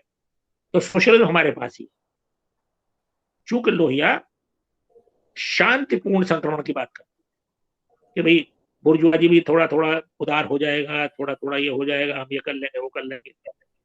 ये कहते थे कि वर्ग संघर्ष के जरिए होगा, और वर्ग संघर्ष में डिक्टेटरशिप प्रोलेटेरियत बहुत जरूरी है, सर्वहारा की ताकत चाहिए उसमें। तो जो सर्वहारा की रुचि इन्होंने डिफाइन कर दी कामरेडों ने, वही तय हो गया, वही सौंदर्यबोध हो गया कम्युनिस्टों का, प्रोग्रेसिव्स का। तो बाकी के खित्ते से बाहर पड़ते थे ये सारे लोग। सेकंड चीज, लोहिया में एंटी कम्युनिस्ट एक बहुत बड़ा थ्रेड है, वो कम्युनिस्ट मूवमेंट को अटैक करते थे। तो चूंकि वो कम्युनिस्ट मूवमेंट को अटैक करते थे, इसलिए जो भी लोहिया के पक्ष में होगा वो रिएक्शनरी होगा ही होगा, हमारी ड्यूटी अटैक करना। मगर नामवर सिंह ने बाद में विजयदेव नारायण शाही को लगातार कविता लिखने की दुकान में ऐसे कोट किया है जैसे वो बहुत बड़े ऑथर हो, और उनसे भी बड़े ऑथर हो। मैं वहां से एकदम बाद वाले हिस्से में आपको लाना चाहता हूँ। नामवर सिंह की वो जो दूसरी परंपरा आ चुकी थी, आपका नामवर सिंह से भी एक बहुत अलग किस्म का एंगेजमेंट रहा है उनके काम से भी। आपने उनको हिंदी साहित्य का अमिताभ बच्चन भी घोषित किया हुआ है, और आपने तीसरी परंपरा भी लेके आ गए जो कि नामवर सिंह की आलोचना करते हुए आगे बढ़ता है। जी जी, नहीं आप देवनाथ जी, मुझे लग रहा है कि आप हिंदी के बड़े मर्मी वो हैं पढ़ने वाले, और मुझे आपके बारे में ज्यादा राजीव जी ने बताया नहीं है, लेकिन आपकी पकड़ से लग रहा है कि आप काफी गहरे हैं। और इस अर्थ में मैं मैं 2-3 बातें कहूंगा इससे। नामवर जी हिंदी के पढ़ने लिखने वाले, बहुत पढ़े लिखे, माने विद्वान जिसे कहते हैं, स्कॉलर, माने डेफिनेटली कहना चाहिए कि वो एक स्कॉलर, आज भी नहीं है, और आप आश्चर्य करेंगे कि हमारी समस्या क्या हुई, मेरी समस्या क्या हुई कि 68 यानी 70 में जैसे ही कविता की नई प्रतिभा आई, तो मैंने एक समीक्षा लिखी सामिर नाम की पत्रिका में, जो कलकत्ते से छपती थी, विमल वर्मा छापा करते थे उसे। और उसमें मैंने अंधेरे में और कोलन नामवर सिंह इस तरह से समीक्षा लिखी, जिसमें मैंने बहुत मार्क्सवादी जार्गन के जरिए नामवर जी को बहुत बुरी तरह से अटैक किया। संशोधनवादी, फलानावादी, ये तो जुबान पर रहता था उन दिनों में, जैसे कि कोई गाली हो, उस जमाने में हम किसी को भी संशोधनवादी कह सकते थे, और वो बेचारा रक्षात्मक हो, वो रक्षात्मक हो जाते हमने उसे कुछ कुछ जैसे धोबी बना दिया हो, साबुन डाल के पानी डाल के धो रहा है, दाग धो रहा है वगैरह वगैरह, ऐसा कुछ हो जाता। तो एक मुद्रा थी उस जमाने की, और मैंने वो बहुत जिसकी कॉपी मेरे पास है नहीं, पता नहीं कहाँ चली गई मैं से। तो नामवर जी इतने नाराज हुए कि जब वो मुझे एक कॉफी हाउस में कनॉट प्लेस में शाम को एक बार मिले, और जो रूस जा रहे थे, कहाँ जा रहे थे उससे पहले मिले, नहीं रूस नहीं जा रहे थे, जोधपुर जा रहे थे। तो मैंने नमस्कार किया, उन्होंने नमस्कार नहीं किया। फिर मुझे ख्याल आया कि यार तू तो पाप कर चुका है पहले से। अच्छा, एक बार हो गया तो उसका आपको प्रायश्चित थोड़ा ही होता है, और हम प्रायश्चित करने वालों में थे नहीं कि हम उसमें पानी डालें फिर कहेंगे तो खुश हो जा भैया। भाई किस लिए, हमारी रोटी रोजी हमारी दिल्ली यूनिवर्सिटी दे दी, तुम कौन होते हो भैया। हाँ, स्कॉलरशिप उनमें थी, उस स्कॉलरशिप का तो मैं आज भी कायल हूँ, ज्ञानी। मगर दुर्भाग्य मेरा यह हुआ, मेरे मैंने उनकी राशि में और मेरी राशि में कुछ ऐसा ही आंकड़ा बैठा कि न वो मुझसे खुश न मैं उनसे खुश। मैं उनका चहेता नहीं बन सका कभी, चेहरा तो था ही नहीं, मैं कभी उनसे पढ़ा नहीं, चहेता भी नहीं बन सका। जब मैं हेड बना दिल्ली यूनिवर्सिटी का, तो जैसे होता है ना, मुझे तो होश नहीं था कि मैं हेड बन गया तो मैं कोई कमाल कर दिया है, प्रोफेसर बन गया हूँ दिल्ली यूनिवर्सिटी में तो कोई कमाल कर दिया है। ऐसा कुछ खास नहीं था, हो गया, चांस था, हो पा गया। लेकिन मैं आपको बताऊं देवनाथ जी और राजीव जी, मुझे हिंदी के किसी एक व्यक्ति ने भी शाबाशी देकर के ये नहीं कहा कि भैया बहुत अच्छा, एक बंदे। अब मेरी अपनी मैंने पोजीशनिंग मेरी ऐसी है, जैसे हम एडवर्टाइजिंग की भाषा में कहें ना, एक मेरी पोजीशनिंग ऐसी है जिसमें तारीफ मुझे नहीं मिलती है, और मुझे उसकी परवाह, मैं कभी फील भी नहीं करता कि कोई। लेकिन किसी ने एक, भाई वेलकम, बहुत अच्छा हुआ, शुभकामनाएं, जैसे आजकल फेसबुक पर हर आदमी मैंने मतलब खांसता भी है तो शुभकामनाएं मिल जाती हैं उसे, ये बहुत अच्छा, भाई वाह क्या बात है। मुझे किसी ने नहीं कहा, और इसमें मेरा आराम भी है। जब बहुत दिन बाद में जब हम एक इतिहास के पुनर्लेखन पर एक प्रोजेक्ट लेकर के चले आए थे यूजीसी से, हिंदी डिपार्टमेंट में, तो हमने नामवर जी को बुलाया एक भाषण के लिए, ये 2005 की बात होगी। तो उन्होंने भाषण दिया, चले गए, तो मैं उनको छोड़ने गया, हम 3-4 लोग उनको छोड़ने गए उनकी गाड़ी तक। तो बोले कि बहुत अच्छा कर रहे हो सुधीश। मैं, डॉक्टर साहब आपका आशीर्वाद है, यूं आपका आशीर्वाद मुझे कभी मिला नहीं है, और मुझे अब उसकी जरूरत भी नहीं है, ये मैंने कह दिया उनको। डॉक्टर साहब बस यूं ठीक है, ये ठीक है, आपका स्नेह बना रहे, इतना ही काफी है। थोड़े कायल हुए इस बात। अच्छा, तो मैं ना उनका चहेता हो पाया, लेकिन वे मेरे आदरणीय आज भी हैं, क्योंकि उनके जो उनकी कुशलताएं हैं, जो उनका कौशल है, जो उनकी भाषा कौशल है, जो उनकी तैयारी है, हमें से शायद ही कोई उतना कर पाए। वो एक वक्त के हिस्से में वो बने हैं, वो एक खास तरह के हिस्से में बने हैं, और खास तरह के माहौल में भी रहे हैं। तो नामवर जी को लेकर के मेरा यही कहना है। तो तीसरी आपने जो, परंपरा। हाँ मैं बता रहा था, देखिए क्या था, इन दिनों बहुत परेशानी है। मैं उससे पहले एक उपन्यास सा लिख चुका था, उपन्यासिका लिख दी थी मैंने, काउ ए लव स्टोरी, मिस काउ ए लव स्टोरी, जिसमें मैंने एक हिंदुत्ववादी कैरेक्टर को नायक बनाया है, जिसमें वो अपने गुरु से ही उसकी भिड़ंत हो जाती है। ये लिंच एक्सपर्ट है, ये आदमी जो है नायक, जो है लिंच एक्सपर्ट है, इसकी ट्रेनिंग, अच्छा। ये मार देगा वो पता भी नहीं चलेगा, लेकिन गुरु से इसका पंगा हो जाता है। तो कैसे गुरु इसके पीछे पड़ जाते हैं, इसकी जान के पीछे पड़ जाते हैं, कैसे गाय माता बचाती है इनको, भाई साहब को, ये एक कुल मिला के कहानी थी। तो मैं बेसिकली इन दोनों एक ऐसे प्रश्न से जैसे सारे लोग जूझ रहे हैं कि हिंदुत्व तो क्या है, हिंदू क्या है, और अगर मैं हिंदू हूं तो मैं क्या हूं। बहुत सारी स्टडीज करने के बाद में, खासकर पोस्ट मॉडर्न थियरीज को पढ़ने के बाद में, जो थियरीज हैं, जो हिस्ट्री, न्यू हिस्टोग्राफी है, देखिए क्या है कि अगर मैं मार्क्सवाद के भीतर ही रहूं तो तुम्हें सन 50 पे रुका रहो, लेकिन जीना हमें सन 2020 में है। तो जो मार्क्सवाद 2020 तक आ गया है, जो वही मार्क्सवादी जो बदल बदल करके, अपना चोला बदल करके, अपने विचार बदल करके, उनको नया बना बना करके, नई परिस्थितियों में उनको ढाल करके, चाहे वो रेमंड विलियम्स हो, चाहे वो अल्थुसे हो, और चाहे वो देरिदा हो, चाहे वो फूको हो, और चाहे वो दुनिया के, जैसे कहना चाहिए, मैंने किसी भी थियरिस्ट को मार्क्सवाद से गुजरते हुए पाया है, मार्क्सवाद का विरोध करते हुए नहीं पाया।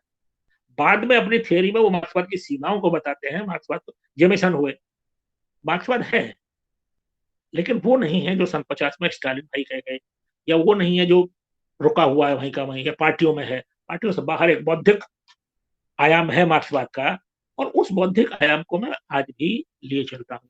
तो जब हमने पढ़ा तो उसमें न्यू हिस्टोरिसिज्म अटक गया हमारे दिमाग में, जो ये कह रहा है कि भाई कल्पना भी, किस्से, कहानी भी, कविता भी, साहित्य, माने साहित्य फोरग्राउंड, माने हिस्ट्री साहित्य को, माने हिस्ट्री साहित्य की पृष्ठभूमि नहीं है, साहित्य इतिहास की पृष्ठभूमि, इतिहास है साहित्य। ये गुंजाइश वो दे रहा है।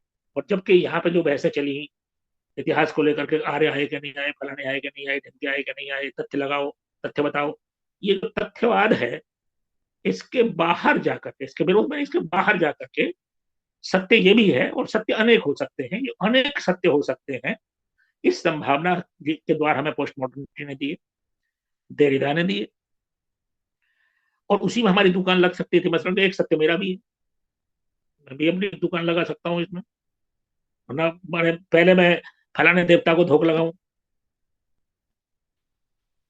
पहले मैं फलाने देवता को ढोक लगाऊं, मैंने 50 देवता बैठे हुए सबको धोख लगाऊं, उसके बाद में मैं उनसे पूछूं कि भैया बैठ सकता हूं कि नहीं बैठ सकता हूं। तो सिस्टम है हायरार्की का, मार्क्सवाद वो तो ये है ना। हजारी प्रसाद द्विवेदी पर एक रेफरेंस देते हुए, दूसरी परंपरा की खोज में हजारी प्रसाद द्विवेदी का पक्ष लेते हुए नामवर जी ने, गुरु ने चुकाया है और ये कहा है कि हिंदुस्तान में मुसलमान अगर मुसलमानों के आने से कुल मिलाकर के 54 बार फर्क पड़ा है हिंदुस्तान के इतिहास को, हिंदी साहित्य के इतिहास को सिर्फ 54 बार फर्क पड़ा है, इतिहास मात्र को सिर्फ 54 बार, और हिंदी साहित्य का इतिहास लगभग वही होता जो है, अगर मुसलमान आए तो उसने सिर्फ 54 भर असर डाला है, 12 आना वो का वही होता। तो मैं मेरा मेरा मेरा मेरा थोड़ा दिमाग इस बात इसी सूत्र पर अटका गया, और मैंने ये कहा, मैंने कहा भाई पाकिस्तान बन गया, ये 54 भर है, अभी तक सिर्फ उठ रहे हैं, ये 54 भर। मैं आर्गुमेंट के तौर पर कहता हूँ, हाँ, एक पूरा सिख धर्म डेवलप हो गया, ये 54 भर है। बिल्कुल। जिस जिस जिस समाज में कोई संगठित धर्म नहीं था और संगठित धर्म बन गया, ये 54 भर है, ये 54 भर नहीं है, ये छिपाना है, जो है उससे आंख मोड़ना है, नजर नजर छुपाना है, और इस नजर छुपाने की वजह से ही आरएसएस को ताकत मिलती है कि मैं तो सत्य स्वीकारता नहीं, जो हुआ है उसे तो मैं मानता नहीं, और मानता हूं तो थोड़ा पानी मिला के बात करता हूँ, नहीं नहीं ये भी नहीं हुआ, ये भी नहीं हुआ, 54 भर हुआ है और कोई बात नहीं है, हुआ है भैया। और ये बात मैं नहीं कहता हूं, इरफान हबीब साहब कहते हैं। इरफान हबीब साहब जो सबसे बड़े इतिहासकार हैं भारत के, मुगल इंडिया पर सबसे ज्यादा काम उनका है, टनों काम है, तो 54 भर होता तो टनों हो जाता क्या, एक किताब मैंने पढ़ जाता। उनके पिताजी मोहम्मद हबीब साहब, उन्होंने मोहम्मद गौरी की ऊपर किताब लिखा है, गौर, उस पर किताब लिखी है उन्होंने, गौर आक्रमण। तो मैं उन जब किताबों को पढ़ने लगा तो मालूम पड़ा कि वो तो खुद ही बता रहे हैं कि भैया 54 भर नहीं है। तो ये क्यों था 54 भर, नामवर जी ने उस 54 भर की डिफेंस दी। साथ में डॉक्टर रघुवंश की जो किताब है, हिंदी साहित्य संवेदना और शिल्प या वगैरह ऐसा कुछ, संवेदना का विकास, उसमें उन्होंने इस चीज को टैकल किया, नामवर जी दूसरी परंपरा की खोज को उन्होंने टकराया, और उन्होंने कहा कि भाई नामवर जी ये कहते हैं कि 54 भर है, और मुसलमान जो हिंदुस्तान में आए वो अब इतनी बड़ी संख्या, इतनी बड़ी ताकत है कहाँ, तो इस तरह से 54 भर भी नहीं है, ये सेवा की उन्होंने गुरु जी की। तो मैंने ये कहा कि ये 54 भर तो है, 54 भर नहीं, ये पूरा का पूरा 50% से ज्यादा है, इसकी है, और इसको मानो। इतिहास में तथ्यों को भूल करके और इस तरह की चीजों को करके आपको कुछ नहीं मिलता। उल्टे क्या होता है कि जो छिपाने का अपराध है जो आप कर रहे हैं, उसका दंड मिलता है, जो कि आज मिल रहा है। वो कांग्रेस को मिल रहा है, वो कम्युनिस्टों को मिल रहा है, ये दंड मिल रहा है। और बिल्कुल एक ऐसी विचारधारा हम सबके सिर पे आके बैठ गई है जो हम्म, हमारे मिजाज, हिंदू मिजाज के अनुकूल भी नहीं। बिल्कुल बिल्कुल मैंने जो जो जो मैं एक हिंदू के तौर पर सोचता हूँ, मैं कुछ भी सोच सकता हूँ हिंदू के तौर पर, जो मेरी एक आजादी है, हिंदू होने की जो आजादी है, वही नहीं मिलती। तो तुमने उस विचारधारा को वर्चस्व देने के लिए जो वर्चस्वकारी वो हो गई, उसका कारण तुम्हारी चूकें हैं। और लगभग यही बात अभय कुमार दुबे ने, जो अपनी किताब है उसकी हिंदू को ज्ञान, हिंदू को लेकर के जो उन्होंने किताब लिखी है हिंदू को लेकर के, उसमें भी लगभग यही थी कि भाई गलतियां तुम्हारी, सिर हमारा टूट रहा है, क्यों टूट रहा है भैया हमारा। तो एक तो ये, दूसरा मैंने ये कहा कि राम का प्रश्न है। तो मैंने तुलसी पर इसमें पूरा का पूरा चैप्टर लिखा है, जिसमें मैंने ये कहा है कि तुलसी की जो मानस है वो एक पावर टेक्स्ट है।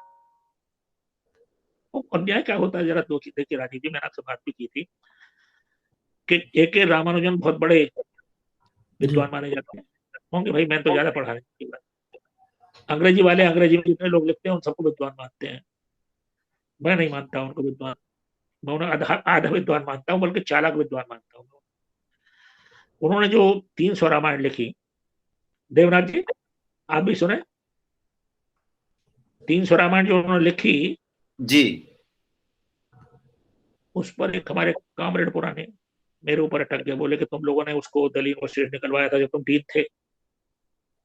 तो मैंने, महाराज कोर्ट में केस चल रहा था, कोर्ट ने कहा कि संज्ञान लो इसका। हमने संज्ञान लिया, मेजोरिटी ने कहा कि हटा दो, हमने हटा दी। बोले कि ये तो गलत बात हुई। मैंने एक बात बताओ, इन 300 रामायण में तुलसी के रामायण का नाम क्यों नहीं?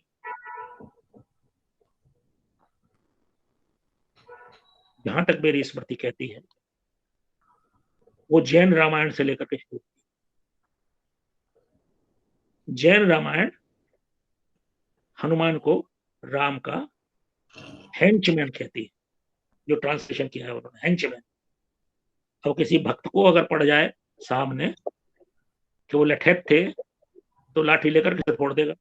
आज के वक्त में, हाँ हाँ आज के वक्त में तो फोड़ देगा उसको। बिल्कुल ठीक है, बिल्कुल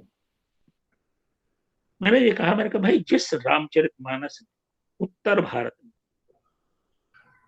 हर घर में जगह बनाई हुई है, और ग्रियर्सन ने जिसको हिंदुओं की बाइबल कहा,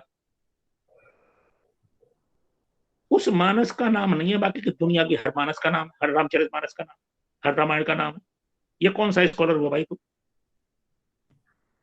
तो किस प्रकार का स्कॉलर हुआ जिस मानस की वजह से पूरा उत्तर भारत उद्वेलित होता है, जिस मानस की वजह से राम का नाम जपा जाता है? पूरी अयोध्या में जब ये मंदिर वगैरह बन रहा था, तो कोई और टेक्स्ट नहीं चल रही थी, सिर्फ मानस पाठ हो रहा था। और जरा सर्कुलेशन देखिए, फिर मैंने जो न्यू हिस्टोरिसिज्म में एक टर्म पाया, ये व्हाइट हेड का है, सर्कुलेशन ऑफ द टेक्स्ट और सर्कुलेशन ऑफ द मीनिंग। और फिर मैंने देखा कि मानस जो एक टेक्स्ट है, वो उत्तर भारत में जितनी सर्कुलेट हुई है, उतनी दूसरी कोई किताब सर्कुलेट नहीं। सर्कुलेट का मतलब पढ़ी गई, लोगों के बीच विचार विमर्श में रही, लोगों को कंठस्थ रही, लोग बातचीत में चौपाई लगा देते हैं।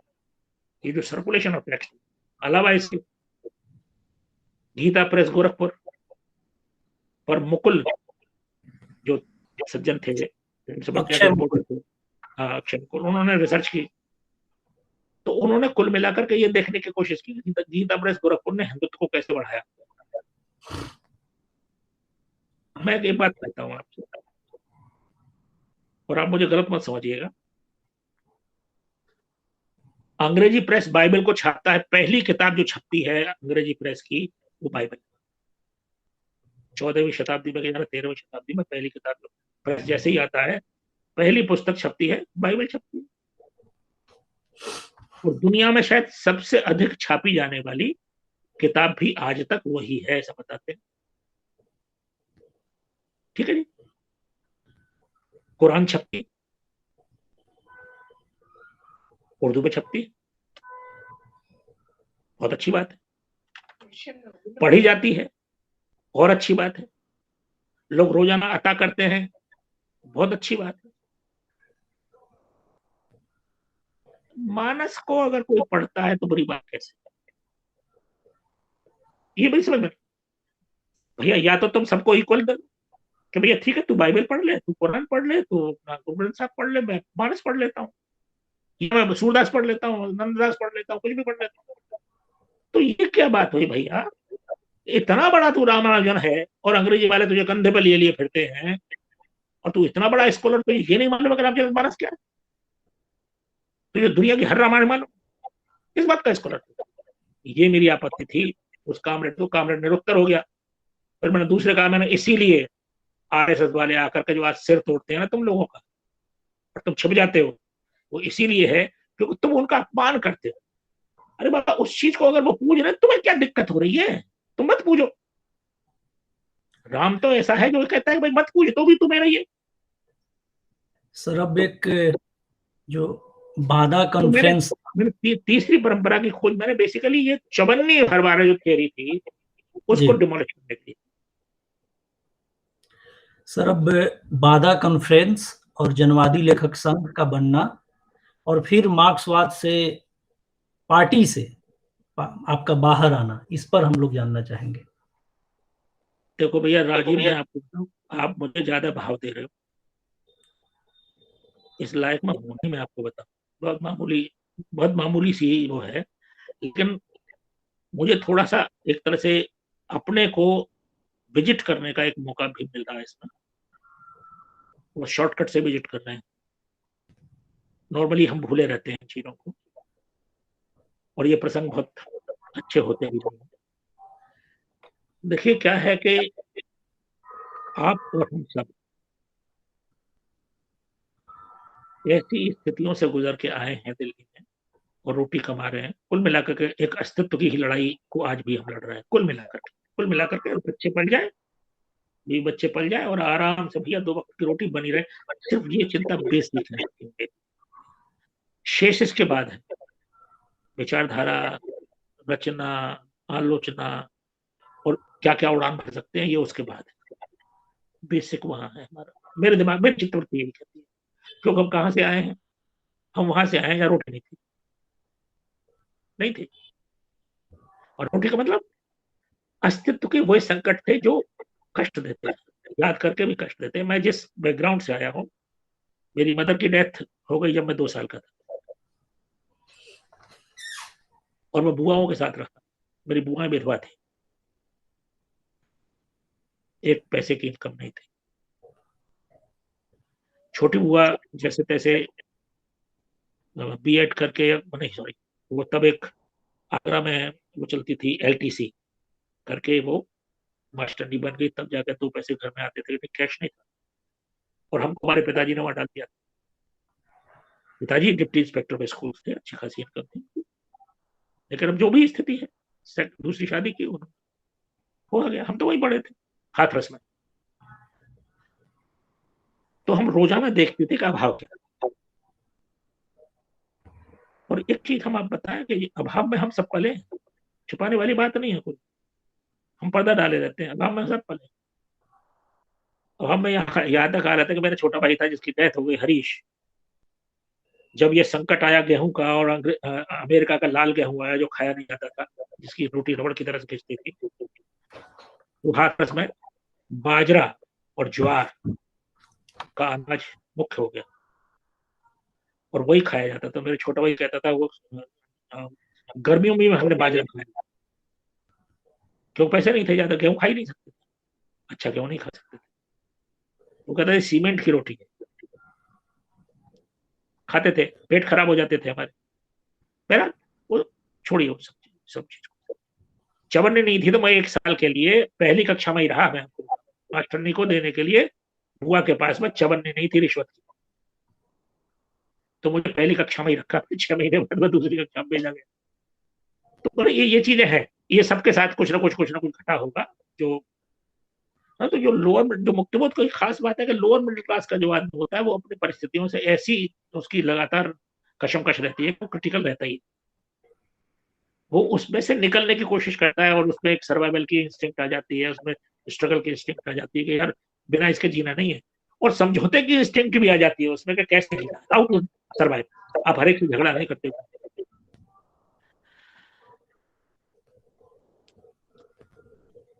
तो वैसी स्थिति में जो मैं दिल्ली आया तो सिर्फ इसलिए आया कि नौकरी करनी, यहाँ क्या था कि मार्क्सवाद मिल गया सामने, और जो हमारी अपनी गरीबी थी दूसरे मार्क्सवाद को मौजूद बना दिया।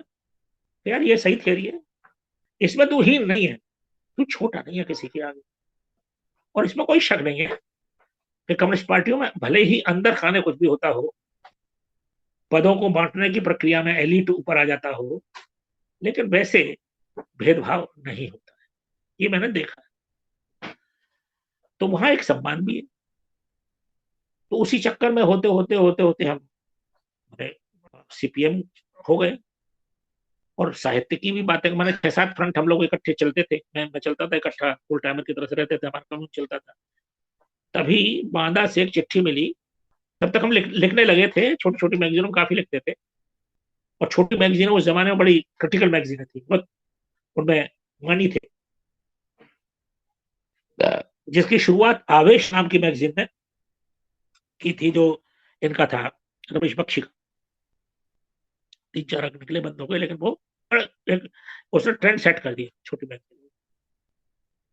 70 की बात है।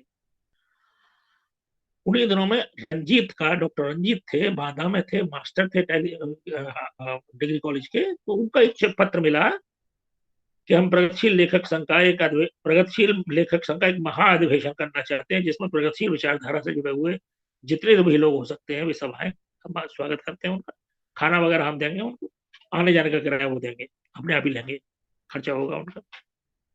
तो हम से 7-8 आदमियों का टोल गया, जिसमें मैं था, करण था, रमेश उपाध्याय था, रमेश रंजक थे, दो तीन और लोग रहे, ख्याल नहीं आ रहा, कांति मोहन शायद रहे हो, नहीं कांति मोहन था या नहीं था पता नहीं, जो भी थे हम लोग।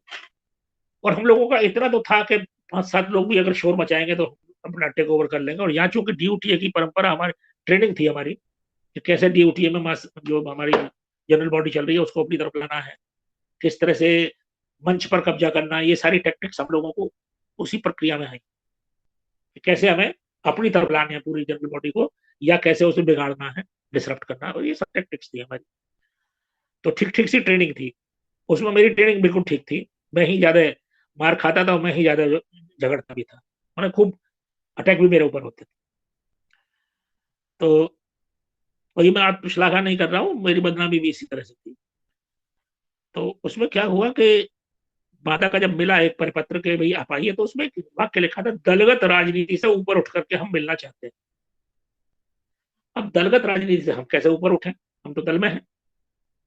तो हम इसे संशोधनवाद कहते थे, हम कहा ठीक करते हैं जाकर। तो हम लोग गए, वहां पर नागार्जुन भी आए हुए थे, उस गोष्ठी, उस बाधा कॉन्फ्रेंस का उद्घाटन किया था महादेव वर्मा जी ने, आकर के बोली थी वे, पहली बार और अंतिम बार हमने उनके दर्शन किए वहीं। उनकी आवाज बहुत मोटी थी, एकदम मर्दानी आवाज थी, ऐसा लगता था जैसे वो कोई गायक, एक महिला गायिका है जिनकी डेथ हो गई, गंगूबाई हंगल, उनकी आवाज एकदम मर्दानी आवाज थी, दूर से कोई सुनेगा तो एकदम मर्दानी आवाज थी। हाँ, ऐसी थी, भारी भारी भारी आवाज, ऐसा लगता है मर्दाना स्वर लग रहा है, एकदम आदमी बोल रहा है जैसे, लेकिन बोलती बहुत बारीक और बहुत अच्छा थी। तो उन्होंने 5-7 मिनट बोला था। उसके बाद में कवि सम्मेलन हुआ था जिसमें नागार्जुन वगैरह ने खूब अच्छी कविताएं पढ़ी, धूमिल भी थे। इलाहाबाद, बनारस से धूमिल भी आए थे। धूमिल से हम लोगों की मेरी रात भर झांझाएं हुई थी मार्क्सवाद को लेकर के। वो नक्सल थे, मैं सीपीएम में था, तो वो सीपीएम को अटैक करते थे संशोधनवादी, मैं उनको अटैक करता था एडवेंचरिस्ट हो, तो हम लोग रात भर होती रही थी, लेकिन उनसे मित्रता भी थी।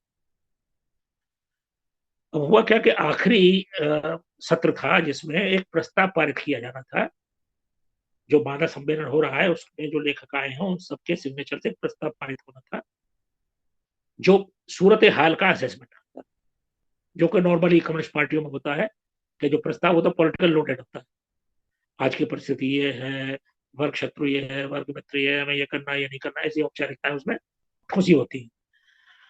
तो वहां कानपुर से उनके एक एक्टिविस्ट आए हुए थे सीपीआई के, ललित अवस्थी शायद उनका नाम था।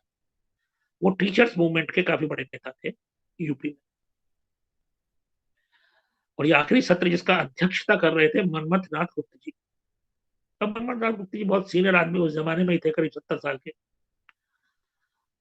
और बड़े क्रांतिकारी थे। माने वो शहीद भगत सिंह और फलाना ढिमका उनके साथ उनका नाम जुड़ता था, तो बिल्कुल आग निकलती थी उनसे, ऐसा लगता था। बड़ा सम्मान करते थे उनका। तो गोष्ठी हुई तो उसमें प्रस्ताव पढ़ दिया गया, बांट दिया गया। उसके बाद उसका आगे बहस कीजिए। तो संयोजक थे उस गोष्ठी के धूमिल, अध्यक्षता कर रहे थे मनमथ नाथ गुप्ता, और मैंने भी अपना नाम दिया हुआ था बातचीत करने वालों। तो दो एक लोग निकले, बातचीत की, कहा कि 10 मिनट के करीब हर एक कोई बोलेगा, इससे ज्यादा नहीं बोलेगा जी। तो हमने बोलना शुरू कर दिया। तो मैंने फ्रंटल अटैक किया कि ये संशोधनवादी प्रस्ताव है, इसमें ये बात है, इंदिरा गांधी की इतनी तारीफ है। क्यों है भाई? जो परेशान कर रही है दुनिया को, जो शोषण कर रही है, दमन कर रही है, उनकी तारीफ क्यों होनी चाहिए? तो हम इस हिस्से को निकालते हैं। और उसने जेपी मूवमेंट को भी सीआईए का मूवमेंट बना रखा था। हमने कहा ये भी बेकार है। अरे जिसमें इतने लोग जुड़ रहे हो बिहार के और बंगाल के और तमाम दुनिया भर के, और इतनी बड़ी रैली हो रही हो जिनकी, वो सीआईए का कैसे हो गया? चूंकि तुम्हारे खिलाफ है इसलिए सीआईए का। तो तुम सीपीआई और कांग्रेस की जो यूनिटी है तुम्हारी, उसके खिलाफ। तो मैं काफी अटैकिंग मुद्रा में था। शुरू में ही मैंने धराशायी किया उनके पीछे को। तो मनमथ नाथ गुप्ता को ये बुरा लगा, तो उनको ये ब्रीफ कर दिया गया था, यार ये पास करवाना। अच्छा, ये होता है कम्युनिस्ट पार्टियों में, ये होता है कि यार किसी तरह से प्रस्ताव पारित करवाना, ध्यान रखो, कोई डिस्टर्ब कर दो, इधर उधर कर दो। हाँ, ये प्लानिंग का पार्ट है, ये मैं जान रहा था। और चूंकि हम थे उसी के भीतर के आदमी, तो इसलिए जान पड़ेगा हो क्या रहा है। तो उसमें ये हुआ कि 3 मिनट के करीब मैंने बोला होगा, कि उसके बाद में मनमथ नाथ गुप्ता ने कहा, भाई तुम बैठ जाओ, पचौरी तुम बैठ जाओ, तुम क्या बकवास कर रहे हो? मैं बकवास नहीं कर रहा हूँ, मैं तो आपके टेक्स्ट में बोल रहा हूँ। ललित अवस्थी वहीं बैठे हुए थे। मैंने कहा, ललित जी आप बताइए, मैं क्यों टेक्स्ट से बाहर बोल रहा हूँ? आपने जो प्रस्ताव दिया है मैं उसी में बोल रहा हूँ, उसी में बोलना चाहिए। वो चुप हो गए। मैं जैसे ही अगला सेंटेंस 2-3 बोले, और वो भी गरम गरम सेंटेंस थे, तो मनमथ नाथ गुप्ता जी क्रोध में वो खड़े हो गए एकदम, कि तुम हटते हो कि नहीं हटते, या मैं तुमको हटाऊं? इस पर गुस्सा खाया धूमिल जी। धूमिल जी अचानक खड़े हुए, बुढ़े, तो वो होगा क्रांतिकारी अपने घर का, बैठ जा, तू अध्यक्ष है, अध्यक्षता कर, डिक्टेटर नहीं है तू। और लड़का ठीक बोल रहा है, अच्छा तुम बोलो, मैं खड़ा हूं। और वो खड़े रहे जब तक मैं बोला। और मनमथ नाथ गुप्ता जी बच्चे की तरह से बैठे रहे। सन्नाटा था पूरी की पूरी सभा में। हाँ, ये जरूर था, हाँ ये जरूर था कि रमेश रंजक चूंकि पहलवानी मुद्रा में आ चुके थे।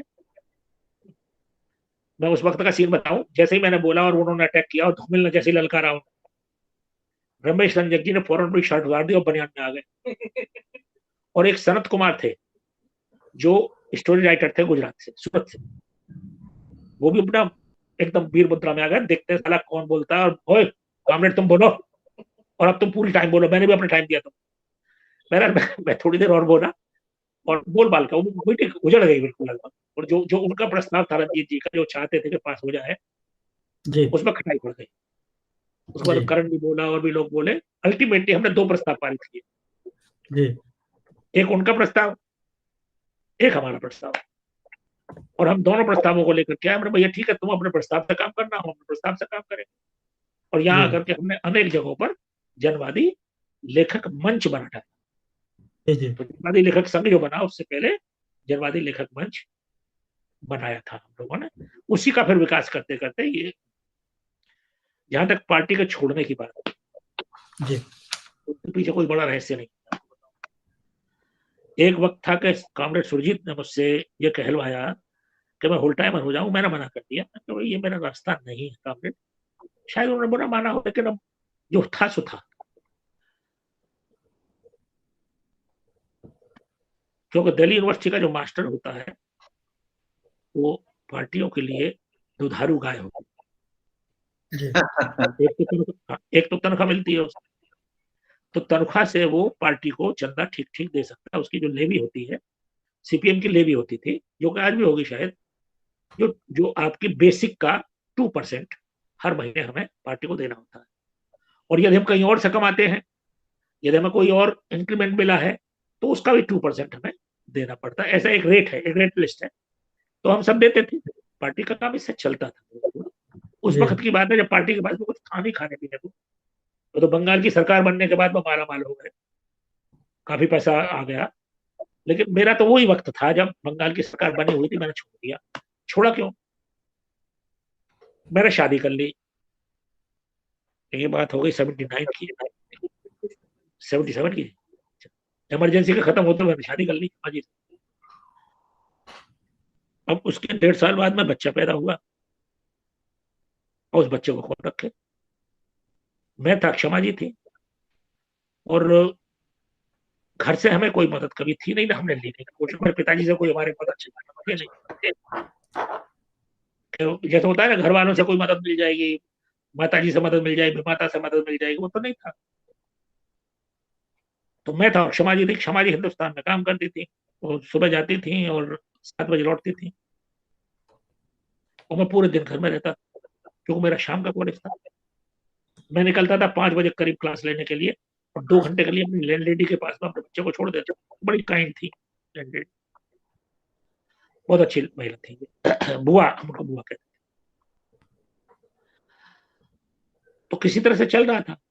लेकिन क्या होता था कि मैं, जैसे उन दिनों में हम पार्टी की जो मेंबरशिप दिलानी होती है, पार्टी सीपीएम, मेरे वक्त तक की बात है ये, अब भी हो शायद, कि हम पहले ऑक्सिलरी बनते हैं। जैसे कि जो सिंपैथाइजर है हमारे, जो सीपीएम को ठीक समझते हैं राजनीति में, उनको हम ढूंढ ढूंढ करके उनकी एक कमेटी बना लेते हैं छोटी सी, जो रेगुलरली मिलने लगती है सिंपैथाइजर्स की।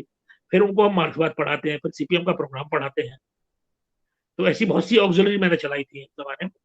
जो लास्ट ऑक्सिलरी चलाई, उसमें द्वारका प्रसाद चारुमित्र थे, उसमें अजय तिवारी थे, उसमें मुरली मनोहर प्रसाद सिंह थे, उसमें रेखा अवस्थी थी, 2 लोग थे। ये लास्ट थी मेरी। उससे पहले भी थी, जिसमें चंद्र मित्रा थे, अभय मौर्य थे, वगैरह वगैरह। और जो वर्तमान में सेक्रेटरी हैं सीपीएम के, वो भी थे उसमें। तो इसमें क्या होता है कि हम मार्क्सवाद पढ़ाते हैं, हर हफ्ते पढ़ाते हैं, हर महीने पढ़ाते हैं। और हम जो सीपीएम का जो मिनिमम ड्यूटी है सीपीएम के कार्यकर्ता होने की, मेंबर होने की, वो ये है कि आप हर हफ्ते अखबार बांटें पार्टी का, उसका प्रचार करें, जो पर्चा आता है उसका प्रचार करें, जो मूवमेंट होते हैं, आंदोलन होते हैं, उनमें पार्टिसिपेट करें, आगे आगे रहें, और सीपीएम के पक्ष में बोलते रहे, बात करते रहे। ये एक मिनिमम अनुशासन लाने के लिए। तो मैंने पाया कि हमारी उस जो थी ऑक्सिलरी, उसमें अलग अलग मुंडे मुंडे मंत्र भिन्ना थे। तो मैंने किसी के पक्ष में भी ये रिकमेंडेशन नहीं दी कि ये सदस्यता के लायक। हमने कहा 6 महीने और ट्राई करते हैं। उसके बाद क्या, बच्चा हुआ मेरे, तो मुझे प्रॉब्लम ये हो रही थी कि मैं फैसला तो करके आता हूँ कि भैया शाम को हमें, ये दोपहर को हमें चल करके आंदोलन करना है, यहाँ लाल झंडा यूनियन पे, बिरला मिल पे हमें आंदोलन करना है, या हमें शिवाजी स्टेडियम के पास में आंदोलन करना है, मद्रास होटल के पीछे, या हमें यहाँ नुक्कड़ नाटक करना है। नुक्कड़ नाटक भी तब जनवादी, सॉरी, जन नाट्य मंच भी हमने बनाया। जन नाट्य मंच बनाने वालों में जो मूल जो लोग थे, उनमें कविता नागपाल और वीरू नागपाल थे, और मैं था। बाद में सफदर भी जुड़े हुए। उससे पहले अलग टीम थी, वो बिल्कुल वो अलग अलग किस्सा है। तो हमने तय तो कर दिया कि भाई चलो प्रोटेस्ट करना है, डेमोन्स्ट्रेशन करना है, और मैं बच्चा खिला रहा हूँ घर में बैठ। तो मुझे बड़ा परिताप होता था, बड़ा अफसोस होता था यार, मैं तो फैसला करके आ गया कि बेटा चलो कुछ डेमोन्स्ट्रेशन करना है, आज दिल्ली में करना है, तो जाना चाहिए ना मुझे एज ए सेक्रेटरी, और मैं हूं नहीं। तो मुझे बड़ा अफसोस होता था कि मैं नहीं जा पा रहा हूँ। तो मैंने एक दिन इनको, अपने सेक्रेटरी को ये कहा, पुष्पेश थे, पुष्पेंद्र थे, तो यार मैं पार्टी छोड़ना चाहता हूँ। तो उसने कहा मुझसे कि तुम ऐसा करो, छुट्टी ले लो कुछ दिन के लिए पार्टी। मैंने नहीं, मैं छोड़ देना चाहता हूँ। खैर मैंने विरत हो गया मैं, उन्होंने मुझे छुट्टी सी दे दी, मैंने मान लिया कि मुझे छुट्टी है, मैं जाना बंद कर दिया डेमोन्स्ट्रेशन में।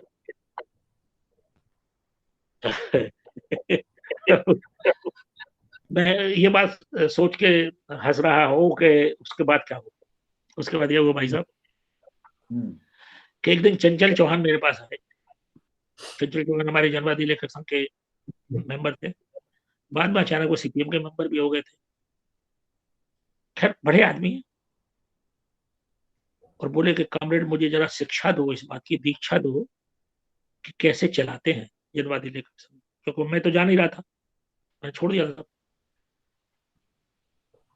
तो मैंने इसमें शिक्षा दीक्षा क्या है यार, जैसे करते थे वैसे करते रहो, लोगों से बात करो, अपने थोड़ा जो जो फैसला हुआ वो लिख लो। मेरे में एक डायरी होती थी जिसमें मैं पूरी प्रोसीडिंग्स लिखा करता, ताकि हमें याद रहेगा अगली बार क्या करना है, पहले क्या किया। बोले कि जरा मुझे वो डायरी दे दो। वो डायरी भाई साहब ले गए, आज तक लौटा कर दी। और वो सचिव बने हुए, मेरी शुभकामनाएं उनको। तो हाँ। उससे कोई फर्क नहीं पड़ता है, वो मैंने बहुत सी चीजें उसमें होंगी, बहुत सी चीजें बेकार भी होंगी, उसमें उसका कोई बहुत बड़ा मानी नहीं है मेरे लिए। जो चीज छोड़ दी सो छोड़ दी। अब उसमें क्या हुआ भैया कि अगर आप जैसे, it is a kind of mafia थे कि या तो तुम अगर माफिया के मेंबर हो तो तुम मर के ही निकलोगे, या तुम संग चलते रहो, गद्दारी नहीं कर सकते। हाँ। तो उन्होंने समझा, मैंने मेरे जितने भी, मैं, मैं भी बहुत बड़ा पापी हूँ, मैंने करीब नहीं तो 12 के करीब लोग अपने इलाके से मैं लाया यहाँ पे, नहीं 8 या 9, 8 या 9, जिनको मैं यहाँ दिल्ली यूनिवर्सिटी में लगाया। मैंने वो मेरे संगी आए, मैंने कहना चाहिए कि मेरे दोस्त की तरह से आए, और मेरी प्रेरणा से आए, अगर मैं प्रेरणा शब्द का इस्तेमाल कर सकूं तो। उनके माता पिता ने कहा कि बेटा तू इनको ले जा, यहाँ बर्बाद हो रहे हैं हाथरस में, मथुरा में। अशोक चक्रधरों में से भी एक थे जो बहुत अच्छे निकले, और बहुत सारे थे, वो सारे मास्टर हुए। लेकिन साहब जिस दिन मैंने पार्टी छोड़ी, उसके जी। कुछ ही दिन बाद उन सब ने मेरा हिसाब किताब करना तय कर दिया, एक एक हिसाब किताब। जैसे कि मैं गद्दार हूँ, मैं कामचोर हूँ, मैं बच्चा पालता हूँ, नौकर नहीं रख सकता। उनमें से हर आदमी नौकर रखता था, बच्चे, अपने बच्चों को पालने के लिए बच्चों से सेवा लेता। कोई अपने घर से बुला लाता था झूठे झूठे के लिए कि चल बेटा मैं तुम्हें बाहर नौकरी दिलवा दूंगा। बच्चा बेचारा आ गया गाँव से, और यहाँ से पेल रहे हैं कि बेटा तू हमारे बच्चों के नाक और मुंह साफ कर। मैंने ये नहीं किया, मैं खुद ही पालता रहा। और चूंकि वो गैप होता था 2-2.5 घंटे का, जिसमें बच्चा बहुत परेशान होता था, इसलिए मैंने छुट्टी ले ली। उस बीच में मैंने कॉलेज से भी छुट्टी ली, स्टडी लीव ली मैंने, ताकि वो प्रॉब्लम ना रहे। लेकिन साहब जैसे ही मैं इस सीट से गायब हुआ, तो वर्ग संघर्ष मेरे खिलाफ शुरू हो गया पार्टी में। और जो मेरे लाए हुए थे उन्होंने सबसे बढ़िया सेवा की मेरी। अच्छा, चूंकि राजीव जी मैं एक, मैंने सीपीएम के अच्छे योद्धाओं में से था, ठीक ठीक से, मैं ये तो नहीं कहूँगा बहुत कमाल का योद्धा था, लेकिन अगर कोई बात अटक जाए तो अटकने पर मैं अटक जाता था और लड़ता था जब। तो मैंने जवाब देना शुरू कर दिया। अरे मैंने कहा भाई जिनको मैंने सिखाया है वो आकर के मुझसे हाथ मिलाएंगे तो मैं उनको कह देता, मैंने देख भाई पहले 20 साल तक सीपीएम की होल टाइमरी कर, और एक पैसा मत ले सीपीएम से। मैंने देखा उनमें से कई तो ऐसे हैं जो सीपीएम को जाली बिल देते थे पेट्रोल का, और पैसा ले लेते थे। मैंने एक बार भी सीपीएम के दफ्तर में फ्री फोन नहीं किया। 1 रुपए देता था, फोन करता था, तो फोन नहीं होते थे। तो वो उस तरह के लोग पीछे पड़ गए। अच्छा, उसके पीछे एक और कहानी भी है, उस कहानी को मैं बताता नहीं नॉर्मली, मैं इसको एक दृश्य की तरह से बता रहा हूँ आपको। आप सोचिए कि सीपीएम का कोई होल टाइमर हो, और मैं उसके घर गया हूँ, जो कभी भी जा सकता था, और किसी गंभीर बात के लिए गया हूँ। होल टाइमर है, मैं पार्ट टाइमर, और वहां एक युवक भी आता है, और वो मुझे अटेंड करता है कि तुम जनसत्ता में क्या लिखते हो, तुम कॉमर्शियल राइटिंग करते हो, तुम लिखना बंद करो। वो कॉलम मेरा जो देखी सुनी था उसकी बात कर रहा हूँ। मैं उससे कहता हूँ कि इसमें नुकसान क्या है, जब सुरजीत इंडियन एक्सप्रेस में लिख सकती है और वो कॉमर्शियल नहीं होते, तो मैं कैसे कॉमर्शियल हो गया जनसत्ता में लिखकर। लेकिन वो अटैक करते रहते हैं और ये होल टाइमर देखता रहता है। जब कोई समाज में पार्टी का मेंबर हूं, उसे कायदे से मेरे पक्ष लेना चाहिए, मुझे बेइज्जत नहीं होने देना चाहिए। अब मैं दूसरे के घर में हूं, मैं फाइट भी नहीं मार सकता, मैं क्या करूं? और उस होल टाइमर की शादी मैंने कराई। एक लड़की को लेकर के आया रात को, एक हमारे पुराने कॉमरेड थे, वो लेकर के आए कि भाई पचौड़ी एक काम करो, इसको शादी करो, उसकी तो बरसात हो रही थी। मैं उसके साथ गया और बोले कि इसका ससुर बंदूक लेकर घूम रहा है, और वो जेएनयू पहुंच गया था उसका ससुर। मैं उस लड़के को लेकर के और उस कामरेड को लेकर के और लड़की को लेकर के गया अपने पुराने दोस्त के पास, मैं टीचर के पास, चीफ था दिल्ली का, रातों रात। ये वो होल टाइमर था। जो मैंने 3-4 शादियां कराई इनकी, ऐसी उल्टी सीधी शादी। आर्य समाज मंदिर में जाके वैसे बड़े क्रांतिकारी बनते हैं। उस होल टाइमर ने जरा सी भी चिंता नहीं की कि ये आदमी जो आ रहा है ये मेरा कॉमरेड है और वो बदतमीजी कर रहा है इतनी देर से, और मुझे गुस्सा आ रहा है और गुस्से को पी रहा हूं। तो मैंने ये सोचा कि यार इस पार्टी में इस तरीके का अपॉर्चुनिस्ट हो गए हों जो होल टाइमर के नाम पे मेरे भी पक्ष की तरफ नहीं आते हों, उस पार्टी में मेरी गुजर कैसे होगी। तो बेहतर यार छोड़, बहुत कर लिया। मेरा कोई इन्वेस्टमेंट तो है नहीं, मैं सीपीएम से कोई पानी तो मैंने मसलन के सीपीएम की वजह से मुझे रोटी मिले, ये तो मैंने देखा नहीं। मैं तो बड़ी मेहनत से कमाता हूँ, और तब भी मैं बहुत मेहनती था। सवेरे से निकल जाते थे, पोस्टर दीवारों पर चिपकाने से लेकर हर चीज करते थे।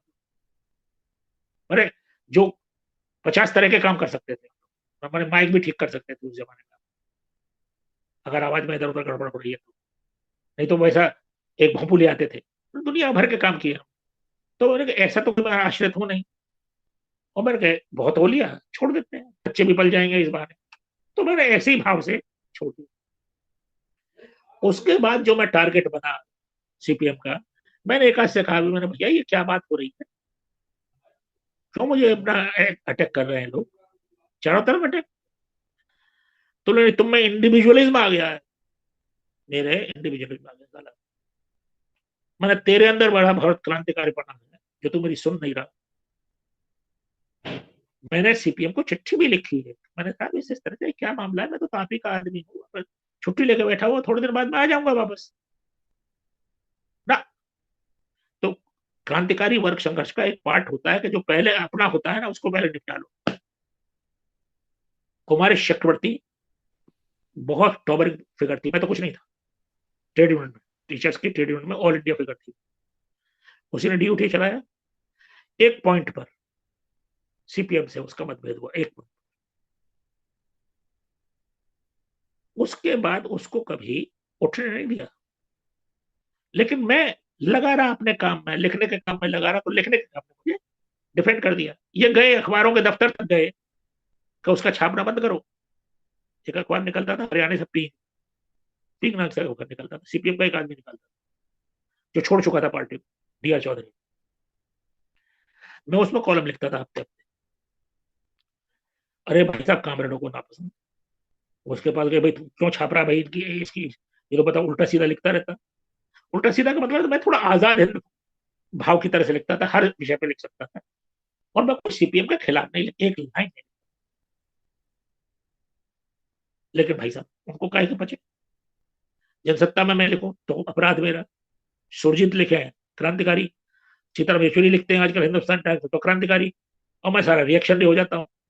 तो किस बात की? तो मुझे धीरे धीरे मेरे दिमाग में ये बात बैठ गई कि यार तुम किनके चक्कर में थे। और तब पार्टी अपने उरूज पे थी, ज्योति बाबू चीफ मिनिस्टर थे, मलाई ही मलाई थी, निरी मलाई थी। उनमें से कई लोग तो प्रॉपर्टी डीलर बन गए बंगाल में। एक प्रॉपर्टी डीलर बनकर अरेस्ट भी हुआ था जब ममता आई थी। वो जनवादी लेखक संघ का बहुत बड़ा एक्टिविस्ट है। तो जलवे आ गए लोगों के, जिनके साइकिल नहीं थी, पैरों में हवाई चप्पल नहीं थी ठीक ठीक, वो सूट बूट हो गए, गाड़ियां आ गई, मैंने उन दिनों पार्टी छोड़ी ना, जब बिल्कुल थाली भरी हुई थी, देन आई लेफ्ट इट। तो मैं तो जितनी सेवा करनी थी कर दी, और आज मैं देखता हूँ कि वो कहाँ है पार्टी, वो चढ़ गए, कामरेड ही चढ़ गए पार्टी। तो मेरे दिमाग में अच्छा ही हुआ करके वो छूट छाट गया मामला।